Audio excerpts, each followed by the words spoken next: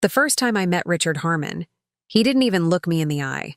He was too busy talking to my husband about golf handicaps and investment portfolios. I sat there in my cardigan and pearls, nodding politely, just as I'd been doing at Andrew's. Business dinners for 15 years. "Eleanor handles all our social engagements," Andrew offered when Richard's wife mentioned an upcoming charity gala. "She's quite the organizer." "I'm sure she is," Richard replied with the dismissive smile I knew all too well, the one that said, "How nice," while meaning how irrelevant. I sipped my wine and smiled placidly. Let them underestimate me. They always did. That dinner was 6 months ago. Today, I'm sitting across from Richard in the conference room of what was until recently Harmon Media Group. The look on his face as his lawyer slides the final acquisition. Paperwork across the table is worth every penny of the $18.2 million I've just paid. "If you'll sign here, Mrs. Sullivan," the lawyer indicates, using my maiden name, the name I've reclaimed for this venture. Richard watches in stunned silence as I sign the documents that transfer ownership of his family's third-generation publishing business to Sullivan Media Holdings, my newly formed company. His expression has cycled through disbelief, anger, and now a sort of numb resignation.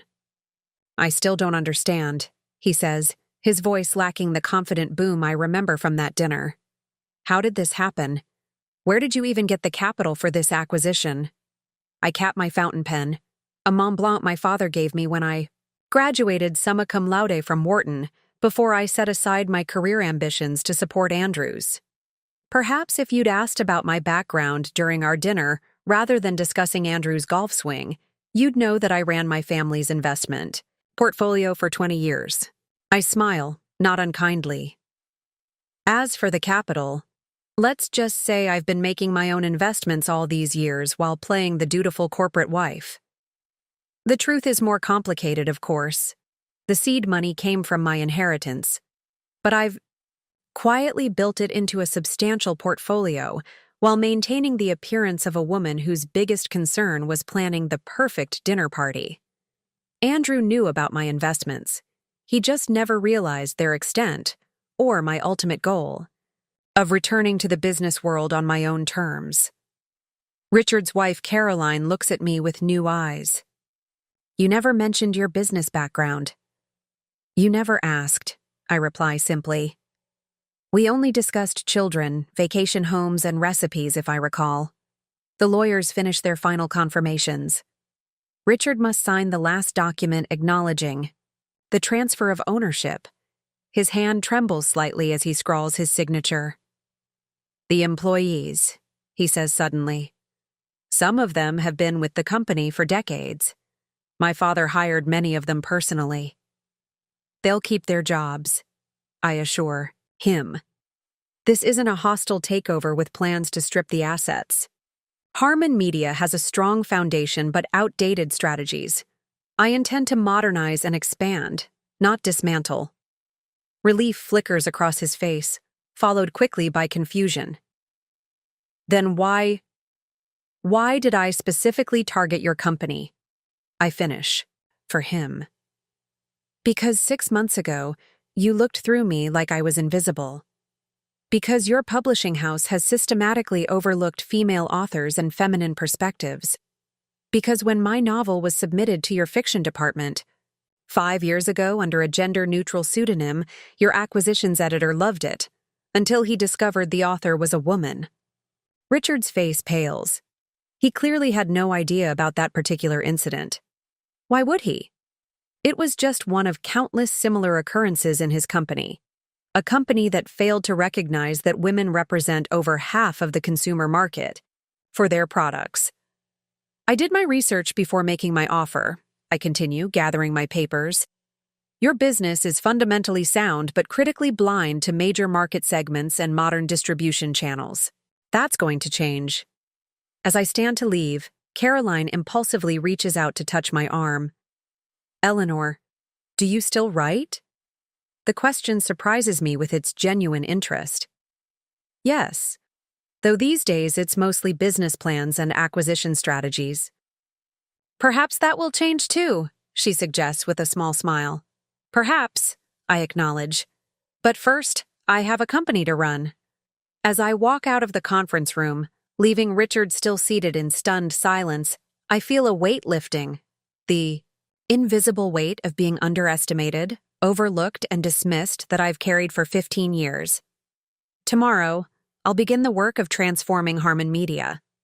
Today, I savor this moment of emergence from the shadows of perception into the clear light of reality. The first time I met Richard Harmon, he didn't even look me in the eye.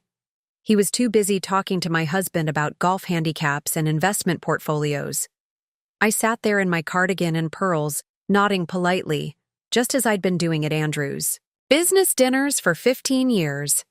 Eleanor handles all our social engagements, Andrew offered when Richard's wife mentioned an upcoming charity gala. She's quite the organizer. I'm sure she is, Richard replied with the dismissive smile I knew all too well, the one that said, "How nice," while meaning how irrelevant. I sipped my wine and smiled placidly.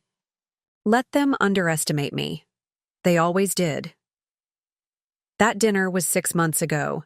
Today, I'm sitting across from Richard in the conference room of what was until recently Harmon Media Group. The look on his face as his lawyer slides the final acquisition, paperwork across the table is worth every penny of the $18.2 million I've just paid. If you'll sign here, Mrs. Sullivan, the lawyer indicates, using my maiden name, the name I've reclaimed for this venture. Richard watches in stunned silence as I sign the documents that transfer ownership of his family's third-generation publishing business to Sullivan Media Holdings, my newly formed company. His expression has cycled through disbelief, anger, and now a sort of numb resignation. I still don't understand, he says, his voice lacking the confident boom I remember from that dinner. How did this happen? Where did you even get the capital for this acquisition? I cap my fountain pen, a Mont Blanc my father gave me when I graduated summa cum laude from Wharton, before I set aside my career ambitions to support Andrew's. Perhaps if you'd asked about my background during our dinner rather than discussing Andrew's golf swing, you'd know that I ran my family's investment portfolio for 20 years. I smile, not unkindly. As for the capital, let's just say I've been making my own investments all these years while playing the dutiful corporate wife. The truth is more complicated, of course. The seed money came from my inheritance, but I've quietly built it into a substantial portfolio while maintaining the appearance of a woman whose biggest concern was planning the perfect dinner party. Andrew knew about my investments. He just never realized their extent or my ultimate goal of returning to the business world on my own terms. Richard's wife Caroline looks at me with new eyes. You never mentioned your business background. You never asked. I reply simply. We only discussed children, vacation homes, and recipes, if I recall. The lawyers finish their final confirmations. Richard must sign the last document acknowledging the transfer of ownership. His hand trembles slightly as he scrawls his signature. The employees, he says suddenly. Some of them have been with the company for decades. My father hired many of them personally. They'll keep their jobs, I assure him. This isn't a hostile takeover with plans to strip the assets. Harmon Media has a strong foundation but outdated strategies. I intend to modernize and expand, not dismantle. Relief flickers across his face, followed quickly by confusion. Then why did I specifically target your company? I finish. For him. Because 6 months ago, you looked through me like I was invisible. Because your publishing house has systematically overlooked female authors and feminine perspectives. Because when my novel was submitted to your fiction department, 5 years ago under a gender-neutral pseudonym, your acquisitions editor loved it, until he discovered the author was a woman. Richard's face pales.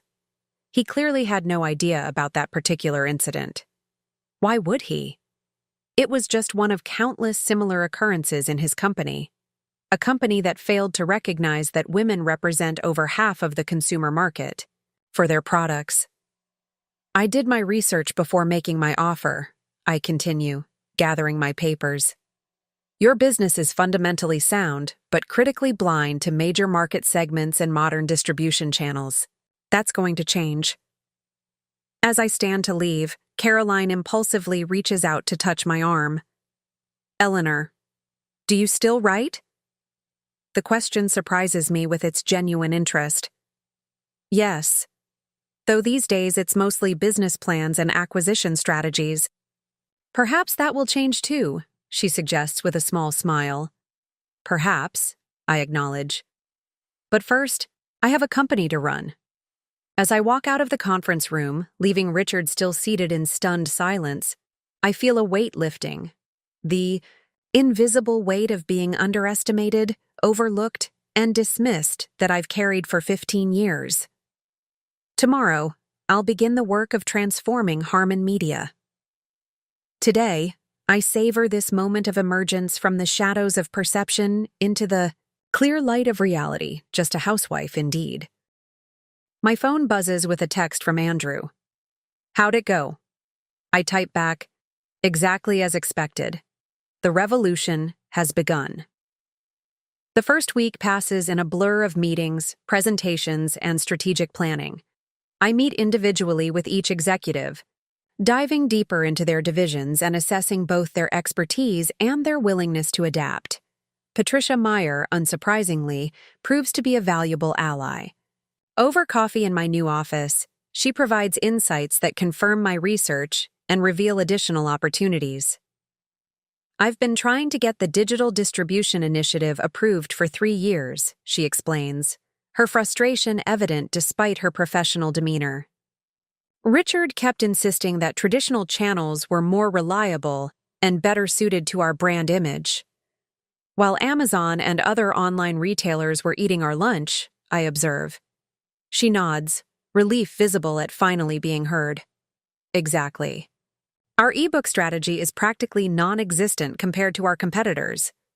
That changes immediately, I assure her. I want a comprehensive digital expansion plan on my desk by Monday. Patricia hesitates before asking the question I've been expecting. If you don't mind me asking, why did you target Harmon specifically? There are other publishing houses with similar vulnerabilities. I consider how much to share. Patricia has proven herself competent and likely trustworthy, but I'm still establishing boundaries between my personal motivations and professional decisions. Let's just say I had a particularly illuminating experience with the company's blind spots, I replied diplomatically. But the acquisition was based on solid business analysis, not personal vendetta. She accepts this with a nod, though her expression suggests she suspects there's more to the story. My meeting with Thomas Blackwell proceeds less amicably. His 20-year tenure as COO has made him the de facto guardian of Richard's traditional approach, and his resistance to change is deeply entrenched. These initiatives risk alienating our core audience, he argues when I outline my plans for expanding into more diverse literary genres. Harmon readers expect a certain type of content. Harmon readers are declining in number every quarter, I counter. We need to cultivate new audiences while maintaining our existing base. His skepticism is evident in every line of his body. Language. With all due respect, Mrs. Sullivan, publishing is a unique industry with specific sensibilities. It's not like other businesses. With all due respect, Mr. Blackwell, that attitude is precisely why Harmon is losing market share. I meet his gaze directly. And it's CEO Sullivan or Eleanor, not Mrs. Sullivan. He flushes slightly, but doesn't acknowledge the correction. I've given my life to this company. I know what works. What worked? I emphasize again. The marketplace has evolved. Either we evolve with it, or we become irrelevant. By the end of the meeting, it's clear that Blackwell will be my greatest internal challenge. He's too experienced to dismiss outright, but too resistant to change to fully trust with implementation of new initiatives. The youngest division head, Robert Chen, proves to be the most surprising. During our meeting, he reveals a cache of proposals he'd developed over the past 2 years. Digital strategies, diversity initiatives, modernized marketing approaches, all of which had been rejected by Richard and Blackwell. I stopped bringing them up at executive meetings after a while, he admits. It became clear that innovation wasn't welcome unless it came from the top. Consider the top changed, I tell him. I want to review all of these in detail. By Friday, my assessment of the executive team is complete.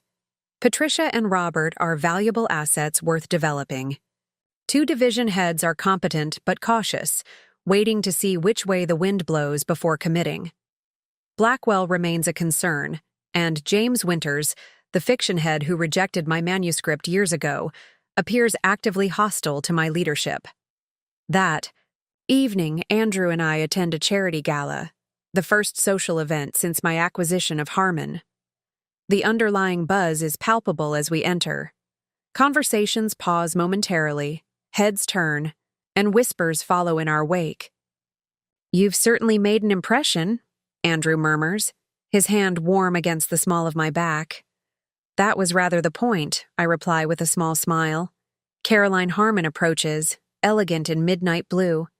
"Eleanor, Andrew," she greets us with surprising warmth. "Lovely to see you both."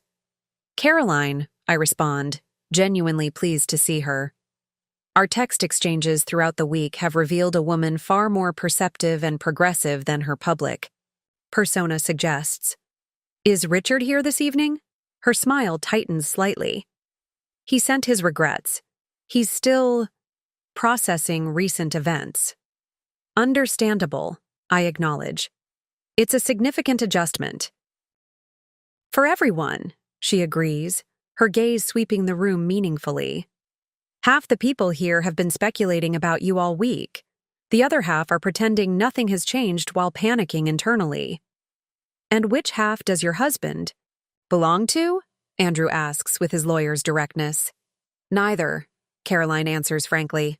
"Richard is in the much smaller third category of people trying to figure out how to undo what's been done." The warning in her words is clear.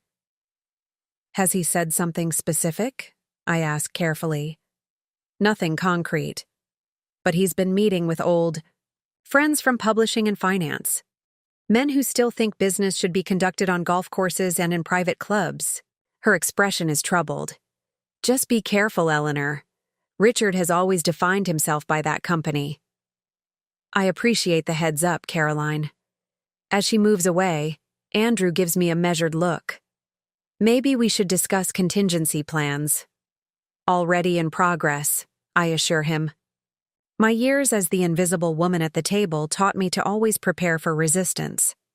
Richard can plot all he wants. Legally, the acquisition is ironclad. Legal isn't always the issue in situations like this, Andrew reminds me, his expertise.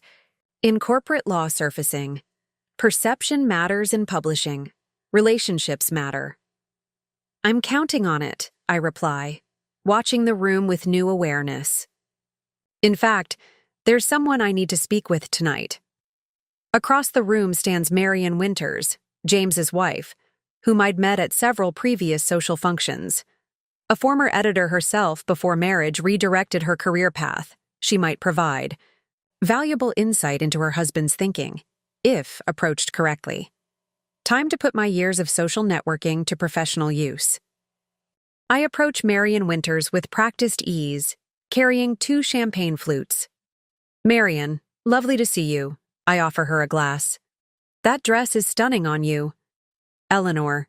She accepts the champagne with a smile that doesn't quite reach her eyes. "Quite the week you've had." "Transformative," I agree lightly. "How are you?" "James mentioned you've been volunteering at the Literacy Foundation." Her surprise at my knowledge of her activities momentarily breaks through her reserve. "Yes, I'm heading their outreach program for underserved communities." Important work. I've always believed that access to literature shouldn't be limited by circumstance. I take a deliberate sip of champagne. In fact, expanding accessibility is a key focus for Harmon's new direction. Marian studies me with new interest.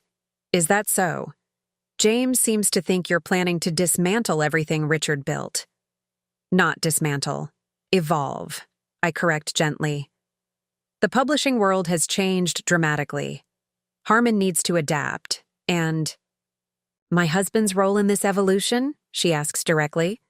That depends entirely on him. I meet her gaze frankly. I value institutional knowledge, Marian, but I also need executives open to new perspectives. Something shifts in her expression, a calculation, a reassessment. James has been resistant to change in many aspects of life. His division's declining performance hasn't prompted much self-reflection. The subtle offering of information surprises me. That's unfortunate. There's significant untapped potential in fiction publishing, particularly in areas Harmon has traditionally overlooked. Like women's literary fiction, Marian suggests with unexpected sharpness. I tilt my head, wondering how much she knows. Among other underrepresented categories, yes. He rejected your manuscript, didn't he? Her directness is startling. That's part of why you bought the company. The party noise fades to background as I consider my response. Denying it would be pointless. Marian is clearly more perceptive than her husband. The rejection itself wasn't the issue, I say carefully.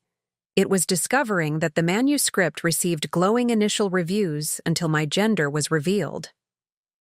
Marian's expression hardens. I suspected as much. James has certain blind spots when it comes to women's contributions. At home as well as work? I venture, sensing an opening. Let's just say I recognize the experience of being underestimated. She finishes her champagne. James will fight your changes, Eleanor. Not because they're wrong, but because they threaten his worldview. I expected resistance. Expect sabotage, she corrects quietly. He's been making calls, contacting authors, suggesting they might be better served elsewhere. This information is both valuable and concerning. Thank you for telling me. I didn't do it for you, Marian says frankly. I did it for all the female authors who deserve better than having their work judged by men like my husband. As she walks away, I process this unexpected alliance. The wives of powerful men, I'm learning, often see much more than their husbands. Realize. Monday morning brings confirmation of Marian's warning. Patricia stops by my office, closing the door behind her. We have a situation, she announces without preamble. James has contacted several of our top-selling authors, suggesting that under new leadership, their work won't receive the same careful attention to quality. Do we have proof? Email correspondence, Patricia confirms. Chen discovered it when an author forwarded James's message asking for clarification. I consider the implications. How many authors? At least 12 that we know of. All male, all in his division. Has he actually convinced anyone to leave? Not yet, but several are concerned. Chen is reaching out to reassure them. I nod, making a quick decision. Schedule a meeting with James for this afternoon. And Patricia, thank you for bringing this directly to me. She pauses at the door. For what it's worth, many of us are encouraged by the changes you're proposing. It's not just James and Thomas who've been resisting progress. After she leaves, I call Andrew for legal perspective on handling James's attempted sabotage. His advice is measured. Document everything, but proceed carefully. Firing him immediately could validate his claims about destabilizing leadership. Better to neutralize his influence first. Already planned, I assure him. By the way, how many calls have you received from Richard this week? Andrew's slight hesitation tells me everything. A few. And?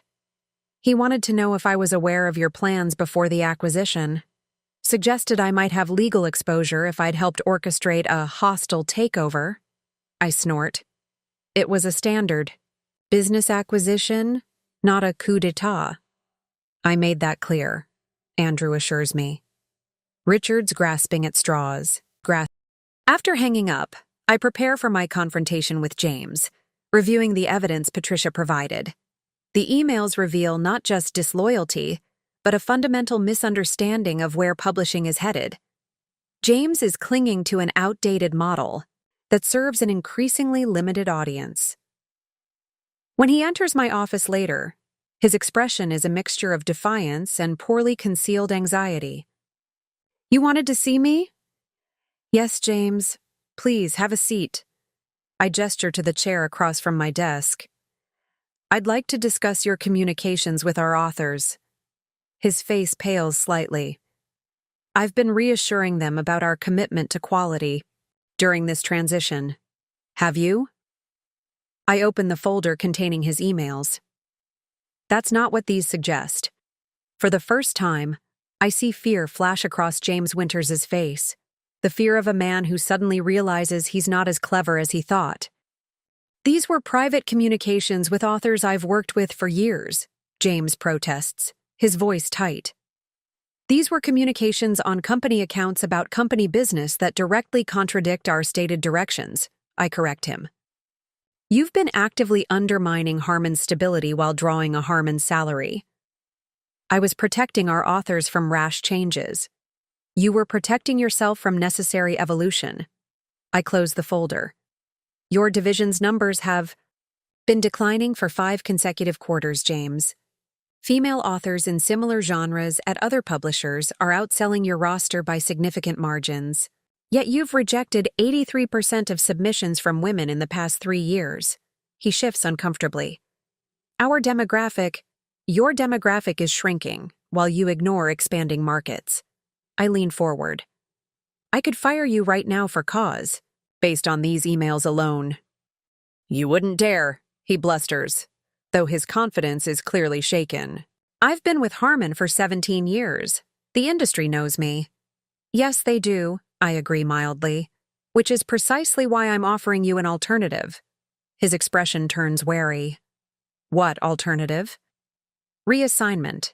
You'll transition to our Legacy Authors division, managing our established catalog but no new acquisitions. Robert Chen will assume leadership of the fiction division." "That's a demotion," he protests. "That's an opportunity to remain employed despite documented attempts to damage the company." I meet his gaze steadily. "Take it or leave with no references and potential legal action for corporate sabotage." The fight drains visibly from his posture. "When would this transition occur?" "Immediately. You'll clear your office today. HR has your new assignment details.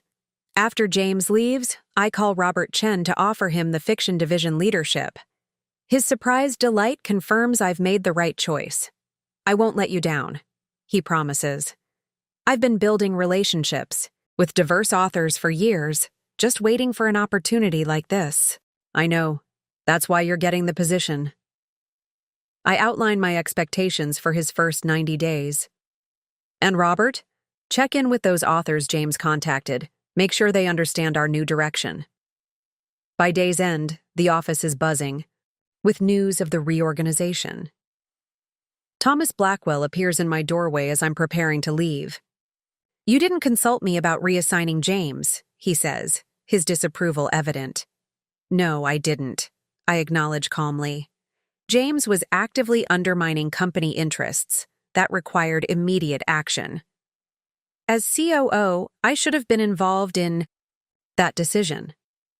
Under normal circumstances, perhaps. But given your close relationship with James, I chose to handle it directly. His jaw tightens. "You're creating unnecessary disruption." "I'm addressing necessary change," I counter. "James had his chance to adapt. He chose sabotage instead." "And the rest of us?" he asks, a challenge in his tone. "That depends on your choices moving forward, Thomas. The company is evolving. I need executives who can evolve with it." He leaves without further comment, his stiff posture speaking volumes. I've drawn my first clear battle line, and the executives are now choosing sides. When I arrive home, I find Andrew in the kitchen, cooking dinner, a role we've increasingly shared since I took over Harmon. "Something smells amazing," I comment. Slipping off my heels. "Risotto," he replies, stirring the pot. Figured you could use comfort food after going to war today. I raise an eyebrow. News travels fast. James Winters called Richard, who called me. He explains with a wry smile.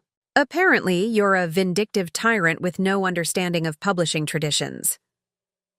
I'm heartbroken by that assessment. I deadpan, accepting the glass of wine he offers. Andrew studies me carefully.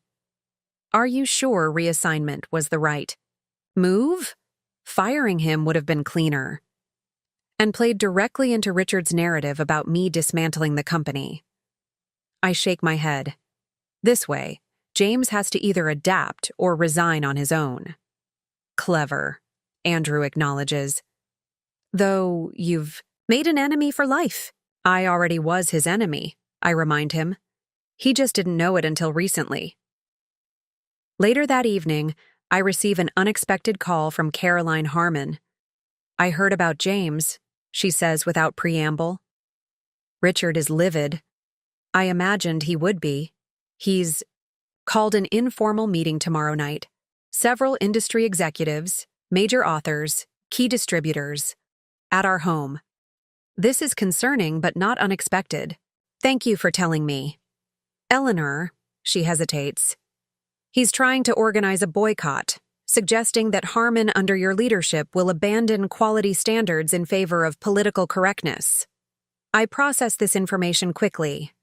A coordinated industry response could significantly impact our transition plans.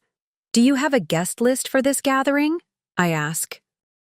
I can get one, Caroline offers. But what will you do?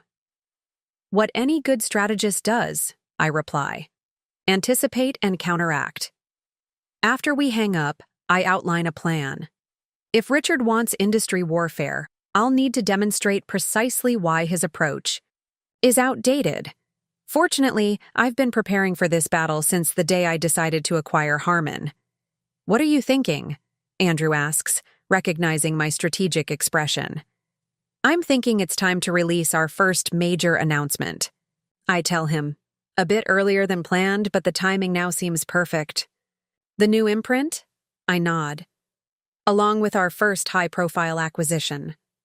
Richard's gathering of old guard allies is about to be overshadowed by news that will demonstrate exactly why Harmon Publishing needed new leadership, and why just a housewife might understand the market better than he ever did. Morning brings Caroline's promised guest list, 23 industry figures scheduled to attend Richard's strategy session.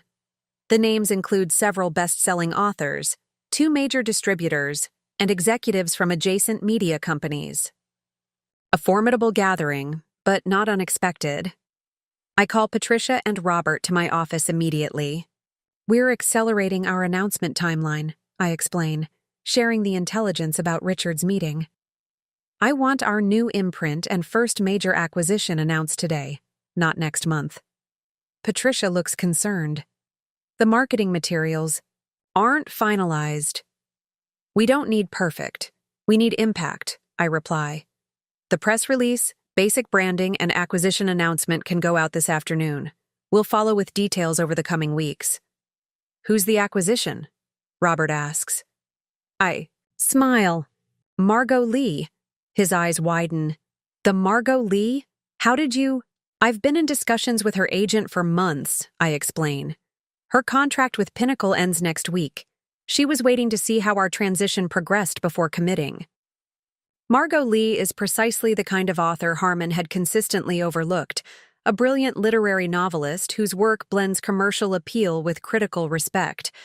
Her last 3 books have been bestsellers, and she's repeatedly criticized the publishing industry's traditional reluctance to support diverse voices.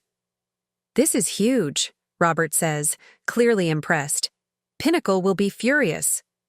Let them be, I reply. Margot's bringing 4 books to us, her next novel, a novella collection, and 2 backlist titles they've undermarketed. Patricia is already calculating. The financial impact will be significant. Her last novel sold over 800,000 copies, which is why we're announcing today, I confirm, before Richard can solidify any industry opposition. We spend the morning Finalizing the announcements, Harmon will launch Prism Books, a new imprint focused on diverse voices across genres, with Margot Lee as its flagship author. Robert will oversee the imprint in addition to his fiction division responsibilities, with a dedicated editorial team being assembled. At precisely 2 p.m., when I know Richard's gathering will be mid-conversation, we release the news simultaneously to publishing trade publications, mainstream media, and social platforms. The response is immediate and overwhelming. My phone lights up with notifications as industry insiders react to the unexpected coup. Signing Margot Lee is headline-worthy on its own. Launching an ambitious new imprint under her banner is the kind of bold move that demands attention. Thomas. Blackwell appears in my doorway, his expression a mixture of surprise and reluctant respect. You didn't mention this was in the works. Some negotiations require discretion, I reply evenly. Margot's agent insisted on complete confidentiality. Until signing. This will significantly impact our fiction strategy, he observes. That's rather the point, I agree. Prism Books represents exactly the direction I outlined in our first meeting, expanding into markets Harmon has traditionally neglected. His professional assessment seems to war briefly with his loyalty to Richard. It's an impressive acquisition, he finally acknowledges. Thank you, Thomas. I hope we can count on your operational expertise as we launch the imprint. This olive branch is calculated. Thomas needs to decide whether to adapt to the new reality or continue resisting. His response will determine his future at Harmon. I'll review the operational requirements, he says neutrally, neither committing nor refusing. By evening, the industry is buzzing with our announcement. 2 trade publications have already run enthusiastic pieces about Harmon's bold new direction and strategic evolution. Margot Lee's social media statement about joining Harmon specifically praises our commitment to fresh perspectives and previously marginalized voices. Caroline texts, Richard just got the news. Meeting atmosphere completely shifted. Several guests making excuses to leave early. I smile at the update. Thank you for the intelligence. Dinner soon? Her response comes quickly. Absolutely. I have a feeling my social calendar is about to open up considerably. Andrew arrives home with champagne and a newspaper. You made the business section, he announces. Showing me the headline, Sullivan shakes up publishing with major author acquisition. That was rather the point, I note with satisfaction, accepting a glass. Richard called, he mentions casually. Wanted to know if I was aware of your underhanded tactics in pursuing Margot Lee. And you said? That my wife doesn't share confidential business negotiations with me, but that I'm extremely proud of her strategic acumen, he reports with a grin. He hung up rather abruptly. I lift my glass. To abrupt endings and new beginnings. And to housewives who aren't what they seem, Andrew adds, clinking his glass against mine. I lift my glass. To abrupt endings and new beginnings. And to housewives who aren't what they seem, Andrew adds, clinking his glass against mine. The following morning, I arrive at the office to find a different energy permeating the building. Staff members greet me with new enthusiasm, executive assistants offer congratulations, and even the security guard mentions seeing the company in the news. Patricia meets me at the elevator. You'll want to see this right away, she says, handing me a tablet open to Publishers Weekly. The headline reads, Harmon's new direction signals industry shift as 5 authors request rights reversions from traditional publishers. Rights reversions? I ask, scanning the article. Authors wanting their rights back from other publishers to pursue deals with more progressive houses, she explains. We've already received queries from 3 agents representing major authors interested in our new imprint. The strategy is working even better than anticipated. By focusing on what Harmon could become rather than dismantling what it was, I've changed the narrative from hostile takeover to visionary leadership. My office phone rings, the first of many calls that day from industry figures suddenly interested in Harmon's evolution. The invisible housewife has become the most visible executive in publishing, and Richard's gathering of old guard allies has inadvertently amplified my message of change. The revolution isn't just beginning. It's winning. The weeks following our Prism Books announcement bring accelerated change. Throughout the building, I sense shifting dynamics as employees recognize that this transformation is both real and sustainable.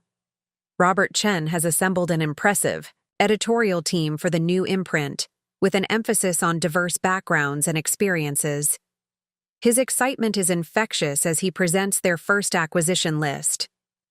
"We've secured commitments from 7 authors besides Margot," he reports during our weekly leadership meeting. 3 established names and 4 emerging voices with powerful manuscripts. "The projections look solid," Patricia adds, reviewing the financial models.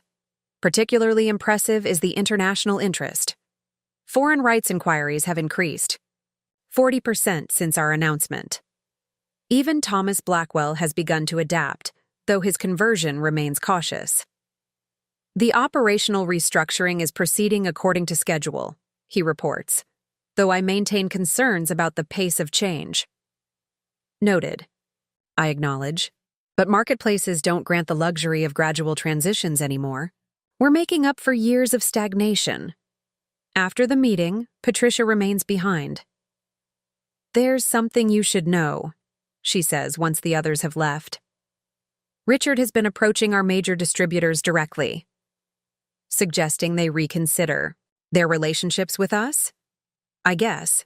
Essentially, yes, implying that our new direction represents a quality risk and unproven market approach. I consider this latest maneuver. Have any distributors expressed concerns to us directly? Not yet, but these relationships are built on fragile foundations of tradition and personal connections. Then we need to strengthen them with something more substantial, I decide. Results. The following day, I implement Phase 2 of my strategy, a complete overhaul of Harmon's digital distribution model. While Richard focuses on traditional channels, I'll demonstrate that the future lies elsewhere. We announce partnerships with 3 major online platforms, a revamped ebook pricing structure, and enhanced digital marketing capabilities. The trade publications immediately recognize the significance, with Digital Book World running a feature titled "Harmon Leapfrogs Competitors with Aggressive Digital Strategy." My phone rings that afternoon, a number I don't recognize. "Eleanor Sullivan," I answer. "Ms. Sullivan, this is Marcus Reed from National Publishers Association. I was hoping to speak with you about our annual conference next month." The NPA conference is the industry's premier event, with keynote speeches typically given by established publishing figures, almost exclusively men throughout its history. "How can I help you, Mr. Reed?" "We'd like to invite you to deliver the opening keynote address," he explains. "Your recent initiatives at Harmon have generated significant industry discussion, and our members are eager to hear your perspective. This invitation represents a pivotal opportunity and confirmation that our strategy is shifting industry perception." "I'd be delighted to accept," I tell him. That evening, I share the news with Andrew over dinner. "The NPA keynote is quite the honor," he observes, "especially considering Richard has given it twice in the past decade." "I'm aware," I reply with a small smile. "In fact, I've studied recordings of his speeches, lots of reverent references to publishing traditions and very little acknowledgement of necessary evolution. And your speech will differ, I imagine?" "Significantly." I take a sip of wine. It's the perfect platform to articulate our vision more broadly, and to challenge outdated industry assumptions directly. Andrew studies me thoughtfully. Richard will be in the audience, I assume. Front row, most likely, along with every other major publishing executive. I meet his gaze. "This isn't about him anymore, Andrew. It's about the future of publishing itself." My phone buzzes with a text from Caroline. "Heard about the NPA keynote. Congratulations. Richard absolutely fuming." I smile at her update. Our Friendship has become an unexpected bright spot amid the corporate machinations. Thank you. Will he attend? Wouldn't miss it. Says he needs to witness the dismantling of publishing standards firsthand. Perfect. I'll save him a seat. The following week brings another significant development. James Winters submits his resignation, effective immediately. He claims his professional integrity prevents him from continuing under current leadership, Patricia reports, handing me his letter. Interesting timing, I observe. Just as Robert's team is demonstrating early success. Interesting choice of exit strategy, too, she adds. He's joined Meridian Press, Richard's closest ally in the industry. I consider the implications. Has he approached any of our authors to follow him?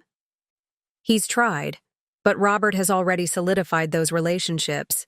No losses reported so far. I meet with our marketing team to review plans for the NPA conference.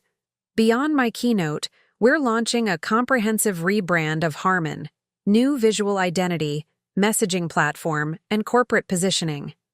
We need to visually signal the transformation that's occurring, I explain, reviewing their concepts. Respect for legacy while embracing evolution. The team has captured this balance beautifully, refreshing Harmon's historic logo while introducing contemporary elements that suggest forward momentum. This is precisely right, I tell them, approving the final designs. The industry needs to see that change doesn't mean abandoning quality. It means redefining it for today's readers. As I leave the office that evening, Caroline calls with unexpected news. Richard has decided to launch his own publishing venture, she says without preamble. He's calling it Heritage Press, dedicated to traditional publishing values and literary excellence without agenda. I absorb this information, immediately recognizing both the threat and the opportunity it represents. With Meridian's backing? I ask. And several other investors from his circle, she confirms. He's positioning it as the antithesis of Harmon's new direction. Good, I say, surprising her. Good? Eleanor, he's directly challenging everything. You're doing? Exactly. And in doing so, he's clarifying the choice for the industry, evolution or extinction. After your acquisition of Harmon, Richard's reaction made some things very clear about our relationship. Her expression is resolute rather than distressed. I've been considering returning to publishing myself. I was an editor before becoming Richard's wife, I finish for her. I remember your work at Ashcroft Literary. You discovered several significant authors. She looks genuinely touched that I know this detail. Yes, before I set it aside to manage Richard's social calendar. Harmon is expanding its editorial team, I mention casually, particularly for the new imprint. Her eyes widen slightly. Richard would see that as the ultimate betrayal. Possibly. Or as a professional woman making decisions based on her own expertise rather than her marital status. I hand her my card. Call me when you're ready. No pressure either way. As the conference concludes, trade publications are already running headlines about Harmon's industry-defining vision and my agenda-setting keynote. Competitor CEOs approach with partnership proposals, and several major agents request meetings to discuss their client lists. Andrew meets me outside the venue, his proud smile genuine. I just got a text from my managing partner. Apparently, you're the talk of the publishing world. For this news cycle, at least? I reply pragmatically. Longer than that, I suspect. He takes my hand as we walk toward our car. Richard just announced he's postponing the Heritage Press launch to refine their strategic approach. I allow myself a small smile. Translated from executive speak. They're completely revising a strategy that suddenly looks outdated. You've won this round decisively, Andrew observes. It was never about winning, I correct him. It was about transforming. The industry, Harmon, my own story. And Richard? I consider this as we drive away from the conference center.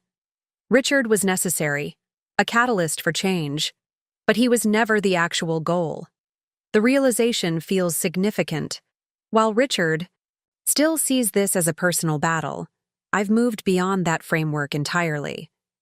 He remains fixated on the past while I'm building the future, a future that will render his approach obsolete regardless of his personal feelings about me.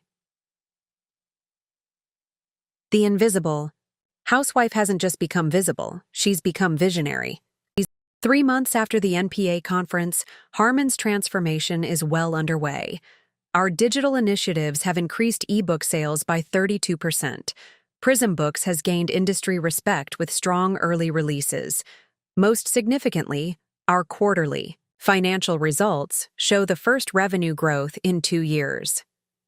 These numbers validate our strategic direction, Patricia notes during our executive meeting. Particularly noteworthy is the 47% increase in new author acquisitions. Robert nods enthusiastically. We're receiving submissions that would have gone to our competitors 6 months ago. Authors specifically cite our new approach in their query letters. Even Thomas Blackwell has fully embraced the changes, his initial resistance replaced by pragmatic engagement. The operational efficiencies we've implemented have reduced production costs by 18% while accelerating time to market. After the meeting, I find Caroline waiting in my office. Following the conference, she accepted my offer of a senior editorial position at Prism Books, bringing her considerable talents back to publishing after 15 years as Richard's wife. The team loved your manuscript, she announces without preamble. Unanimous approval for acquisition. I set down my coffee, momentarily speechless. The manuscript in question is my novel, the one James Winters rejected 5 years ago, now significantly revised and improved.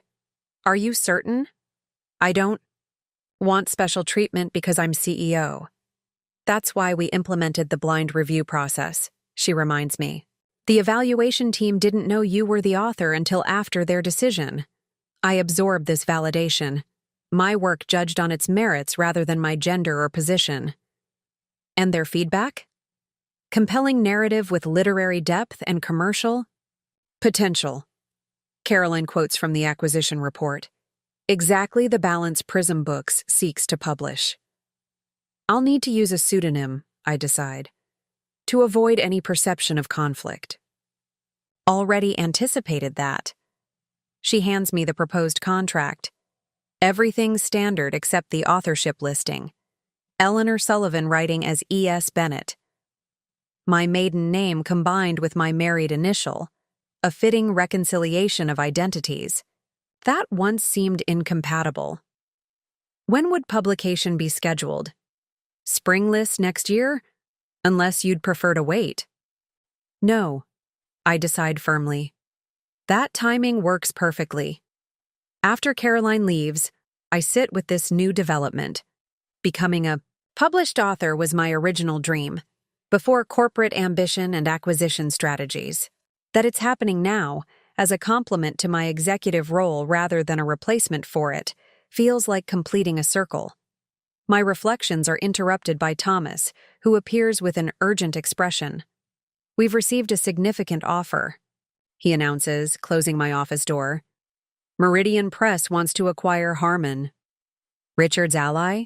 I clarify, surprised by this development. Yes, they're offering $26.4 million, a substantial premium over your purchase price. I sit back, processing this unexpected maneuver. This has Richard's fingerprints all over it. Almost certainly, Thomas agrees, though he's not mentioned in the offer. What's your assessment? I ask, genuinely interested in his perspective now that he's proven his commitment to our new direction. Financially, it's impressive, he acknowledges. But strategically, it would undo everything we've built.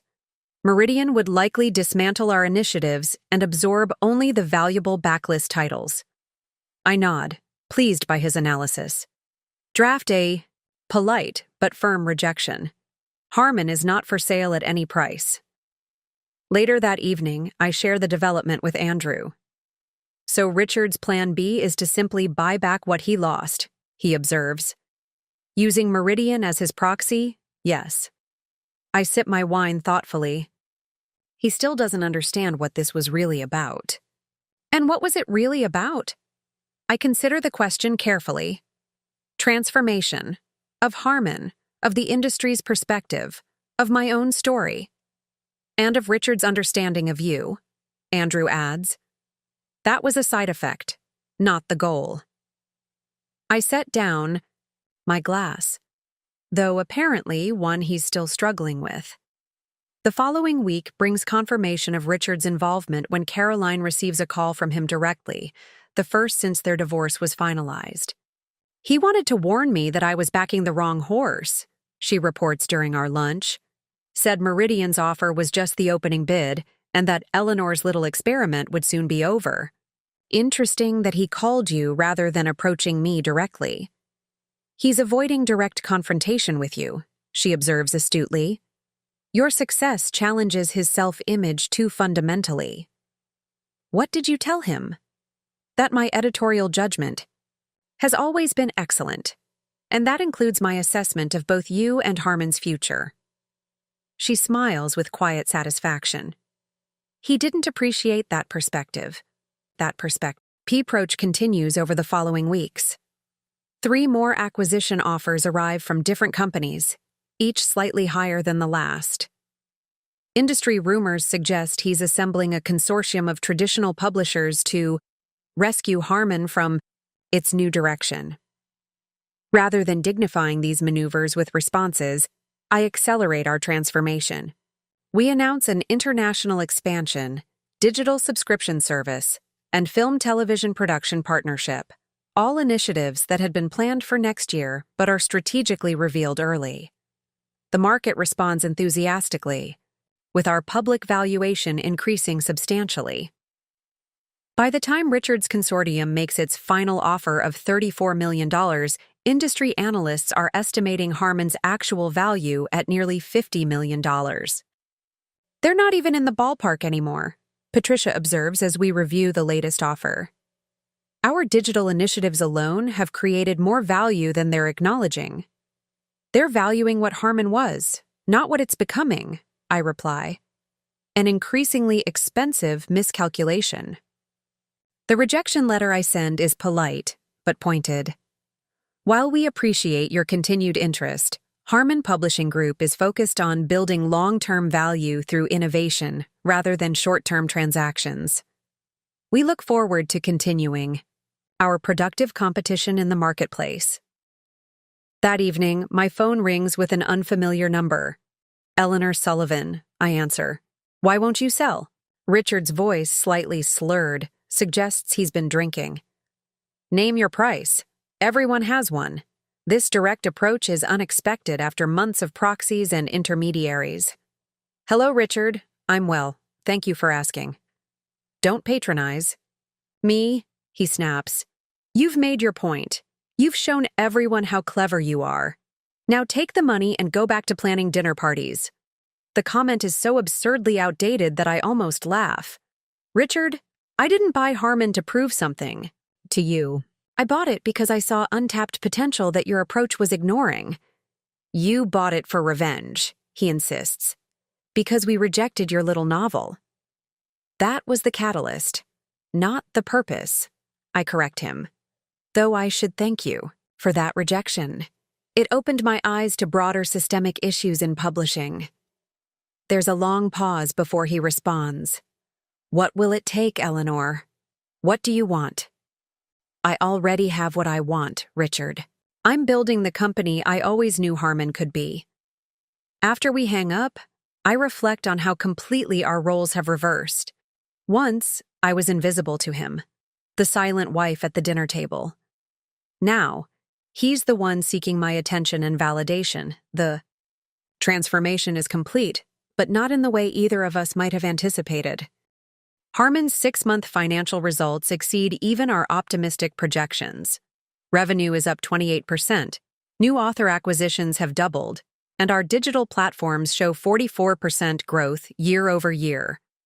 The numbers validate our strategic direction so conclusively that industry publications are calling it the Sullivan Revolution. These results speak for themselves, I tell the executive team during our quarterly review. Each of you has contributed significantly to this success. Patricia beams at the II. Financial recognition. Robert is already planning Prism's expanded release schedule. Thomas, fully converted to our vision, outlines operational improvements that have supported our growth. We should acknowledge something else, Thomas says, surprising me. Your leadership has been transformative, Eleanor.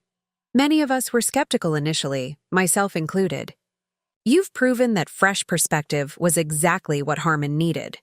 Coming from Richard's former right-hand man, this acknowledgement feels particularly significant. Thank you, Thomas. Transformation requires the right team willing to embrace change. After the meeting, Patricia remains behind. There's something you should know, she says, closing my office door. Meridian Press is struggling.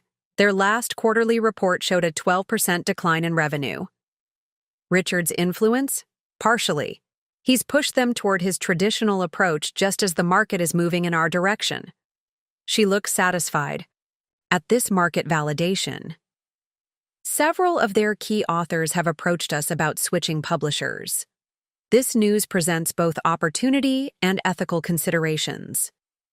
We'll evaluate each author based on merit, not as competitive trophies.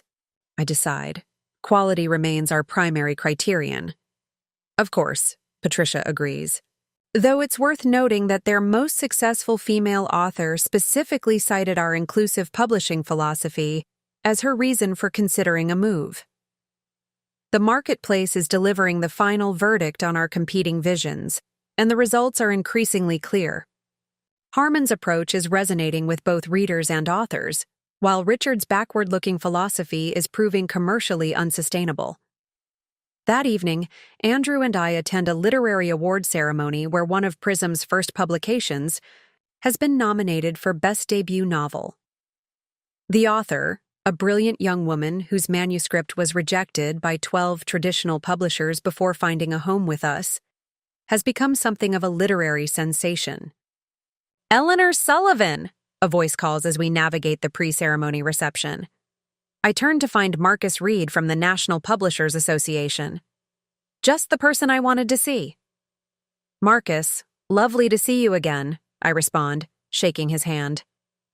Have you met my husband, Andrew? After introductions, Marcus gets to his point. The NPA board has been discussing our leadership positions for next year.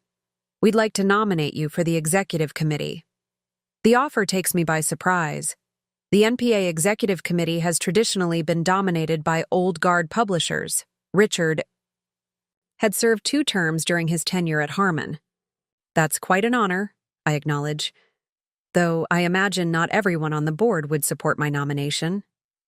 Marcus smiles diplomatically. Publishing is evolving, Eleanor. Your keynote started a conversation that's continuing throughout. The industry, the committee would benefit from your perspective. As we discuss the details, I spot Richard across the room, watching our conversation with thinly veiled displeasure. Beside him stands James Winters, now executive editor at Heritage Press, whose launch has been repeatedly delayed. Richard appears to be monitoring your networking, Andrew observes quietly as Marcus departs. He still sees this as a personal competition, I note. He's missing the bigger picture, which is that the industry itself is changing. Individual players matter less than the overall direction. I accept a glass of champagne from a passing server. Speaking of which, I've been thinking about our next strategic initiative. More expansion? Andrew guesses. Educational partnerships. Connecting our authors with universities and online learning platforms. Building audiences while supporting literacy and education. Andrew's eyes crinkle at the corners, the expression that first attracted me to him years ago. Always 3 steps ahead. In business, yes, I acknowledge, though I was thoroughly blindsided by that NPA nomination. Before Andrew can respond, The announcement comes for guests to take their seats for the ceremony.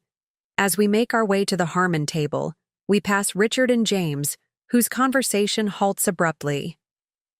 Eleanor, Richard acknowledges stiffly. Andrew. Richard, I reply with professional courtesy.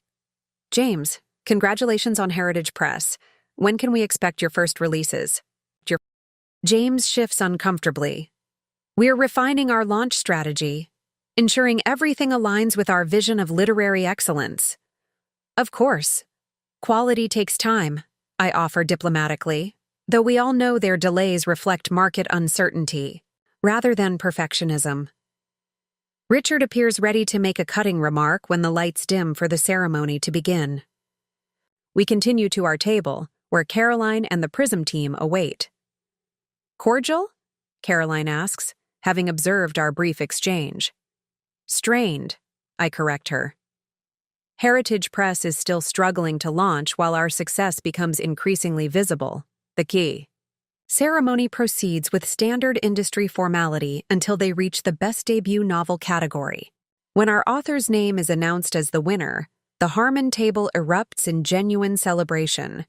The young writer takes the stage, clutching her award with visible emotion.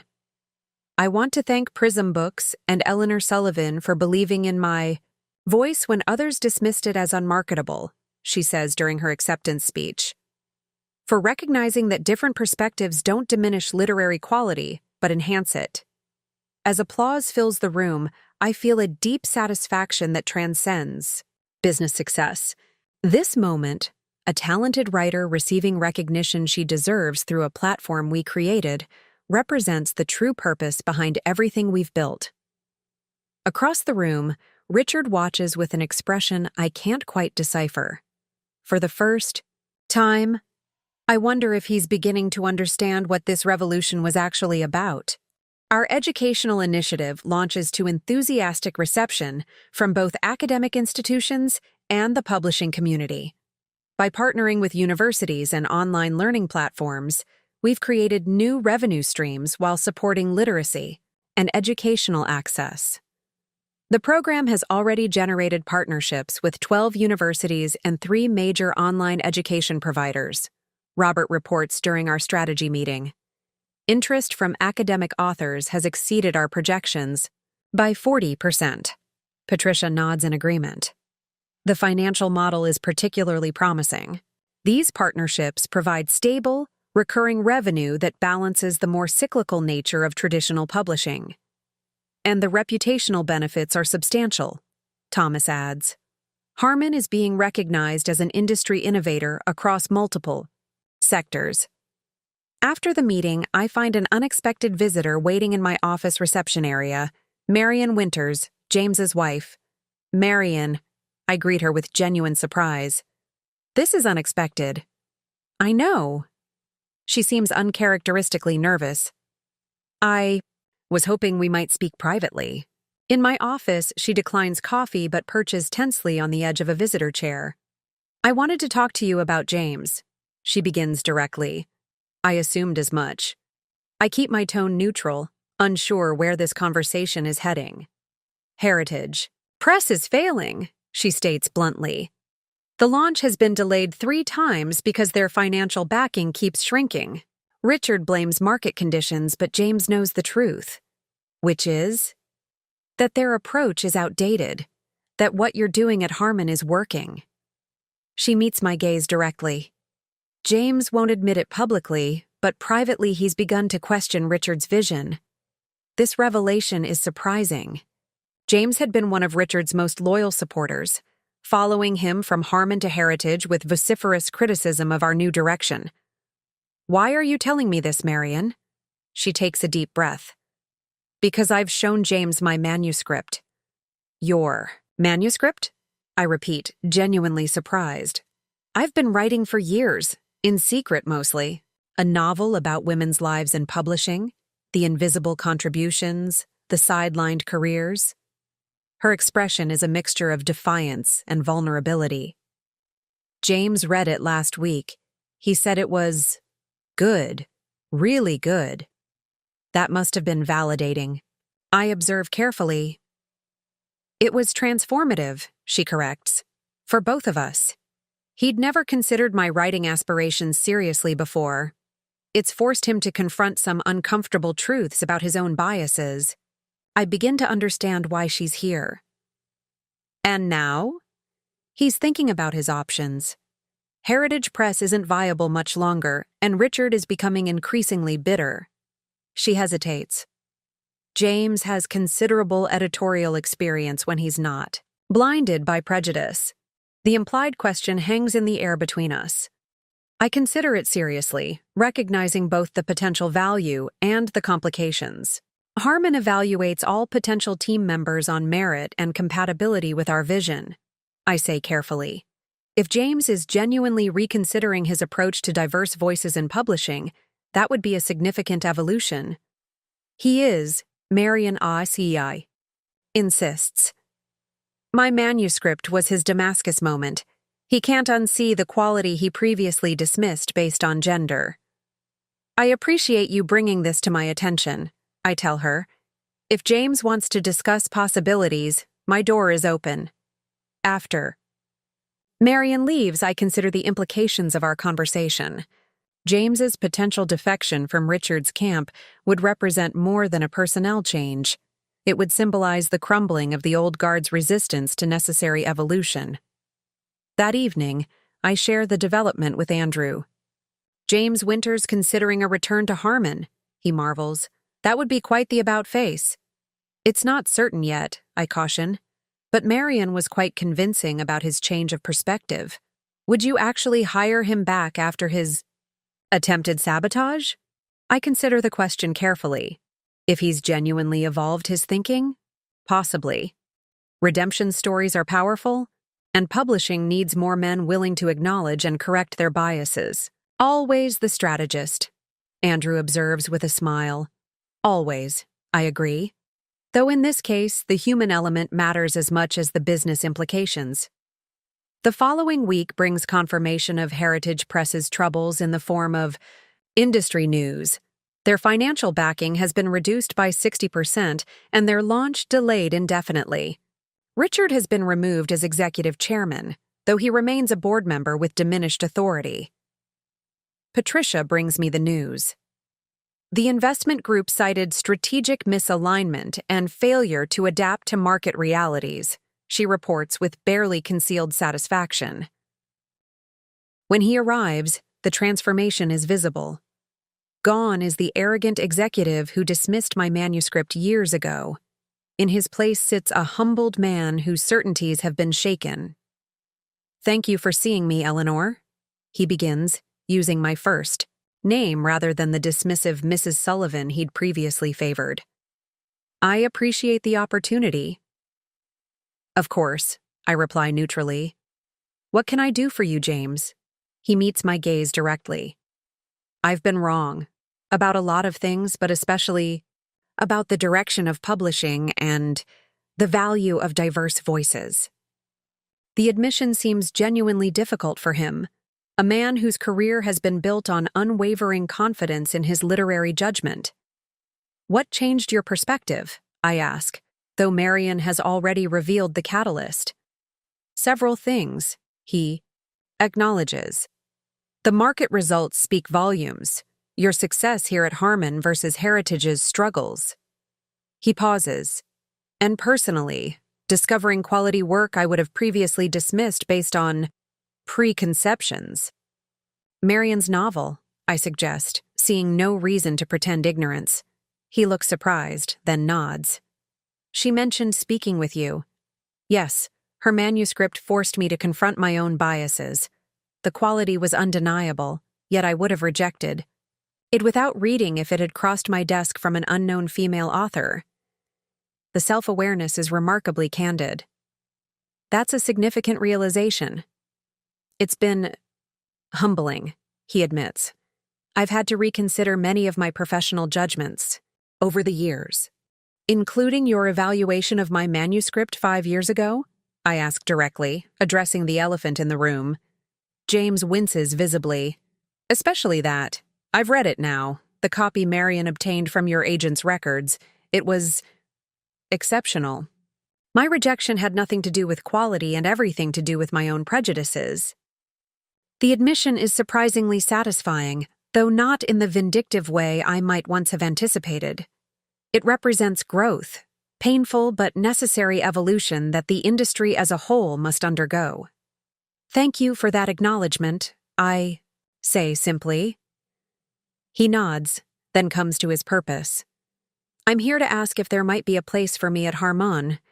Not in my previous role. I understand that's not possible. But in some capacity where my editorial experience could be valuable. The request requires careful consideration. James's expertise is substantial, but his history of resistance to our vision is well documented. Any role would need to balance his strengths against the cultural shifts we've established. What role do you envision for yourself? I ask. I've been considering that carefully, he responds, pulling a document from his briefcase. I've outlined a potential position focused on developing emerging male authors with more progressive, inclusive perspectives, using my understanding of traditional male readership to bridge toward more evolved approaches. The proposal is thoughtful and surprisingly self-aware. James is suggesting leveraging his own demographic understanding while expanding beyond its limitations, essentially becoming a bridge between old and new publishing paradigms. This is worth discussing, I acknowledge. Though any position would require demonstrated commitment to our inclusive vision, not just theoretical support. I understand completely, he agrees. I'd expect a probationary period and clear performance, metrics aligned with Harmon's direction. We discuss specifics for another 20 minutes before I promise to consider his proposal and consult with the executive team. After he leaves, I sit with the irony of the situation. James Winters, who once dismissed my writing without proper consideration, now seeking my approval for his professional future. That evening, Caroline joins Andrew and me for dinner, eager to hear about James's unexpected visit. His proposal actually has merit, I explain, outlining the concept. Using his traditional publishing background to help develop more inclusive male authors. A redemption arc, Caroline observes, though I imagine there would be significant skepticism from staff who remember his previous approaches. That's my primary concern, I agree. Any role would need to be structured to demonstrate his genuine evolution without disrupting our cultural progress. What does your instinct tell you? Andrew asks.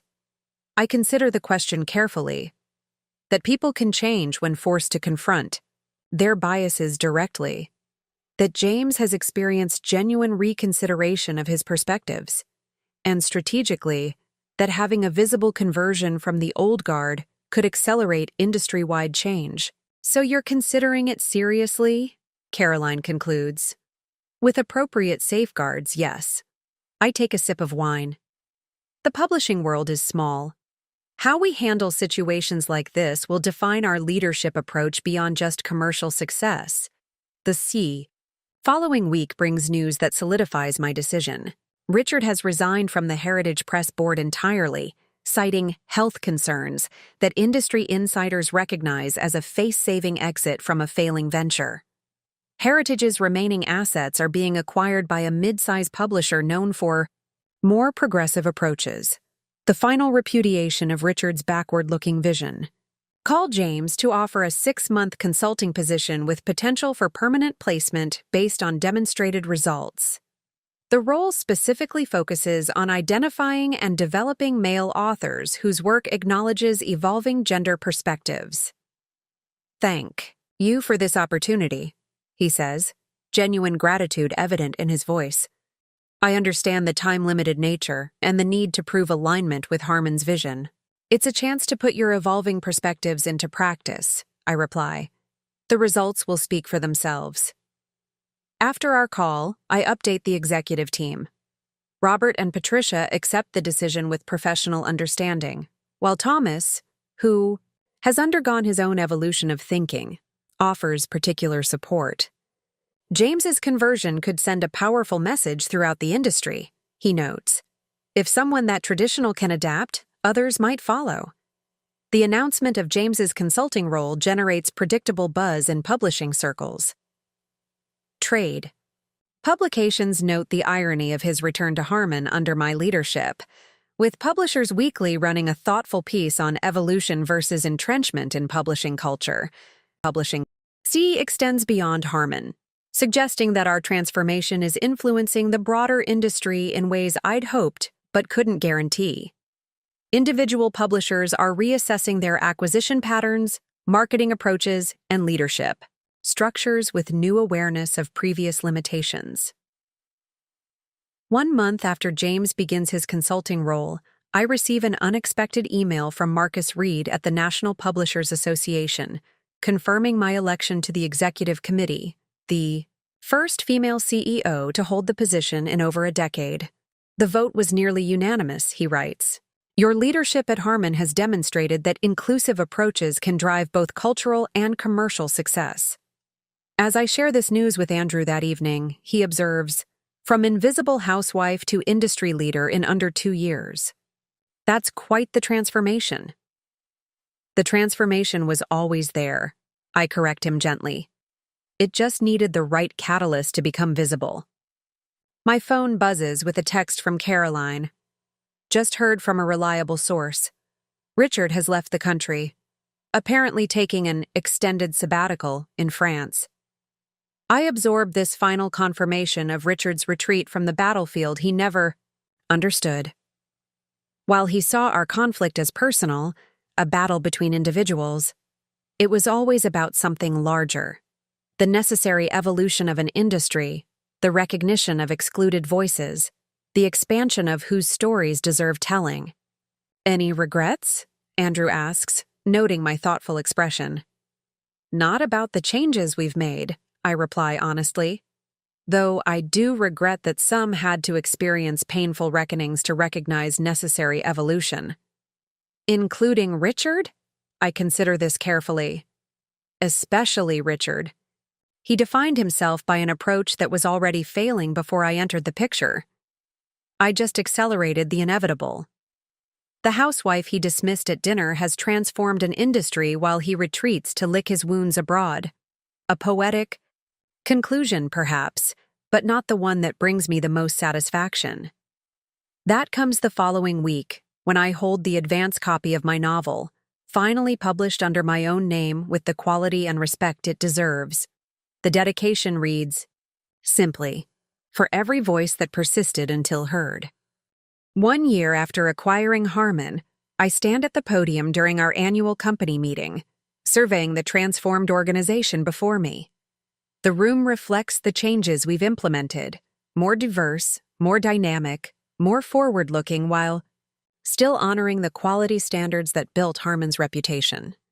When I became CEO, I begin, many wondered if Harman could maintain its legacy while embracing necessary evolution. Today's results answer that question definitively.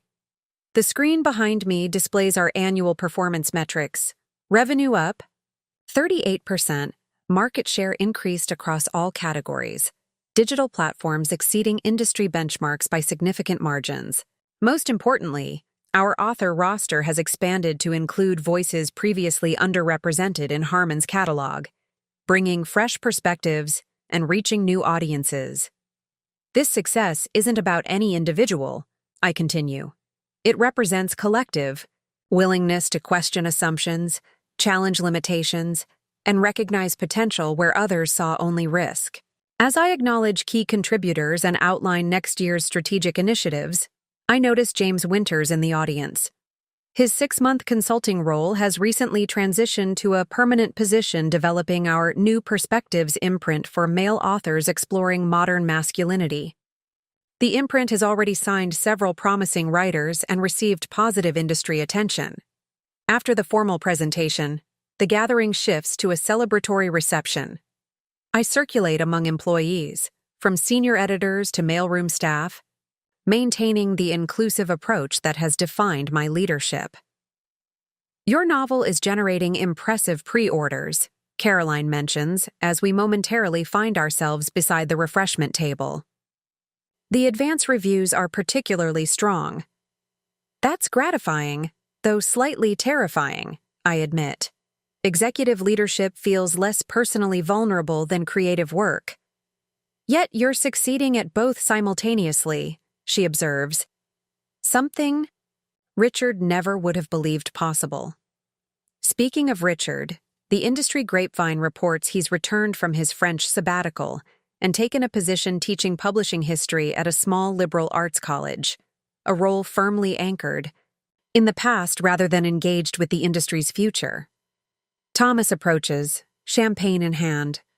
The distribution partnerships you suggested are exceeding projections by 22%, he reports.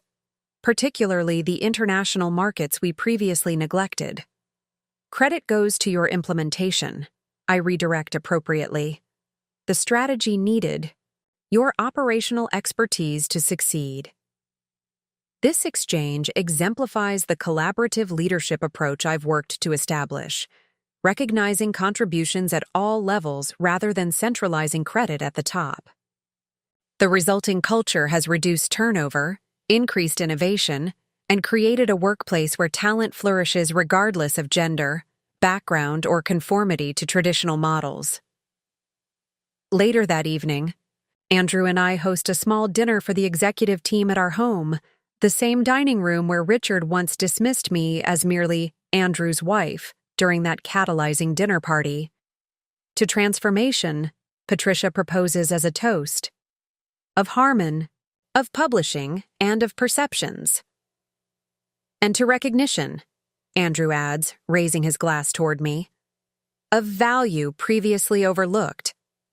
As conversation flows around the table, I reflect on the journey that brought us here.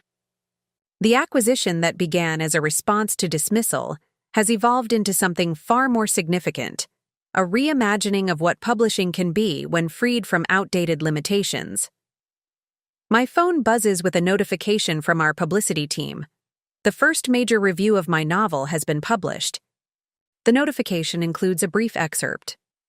Sullivan's debut demonstrates rare mastery of both literary craft and commercial appeal, a perspective that clearly informs her revolutionary leadership at Harmon Publishing.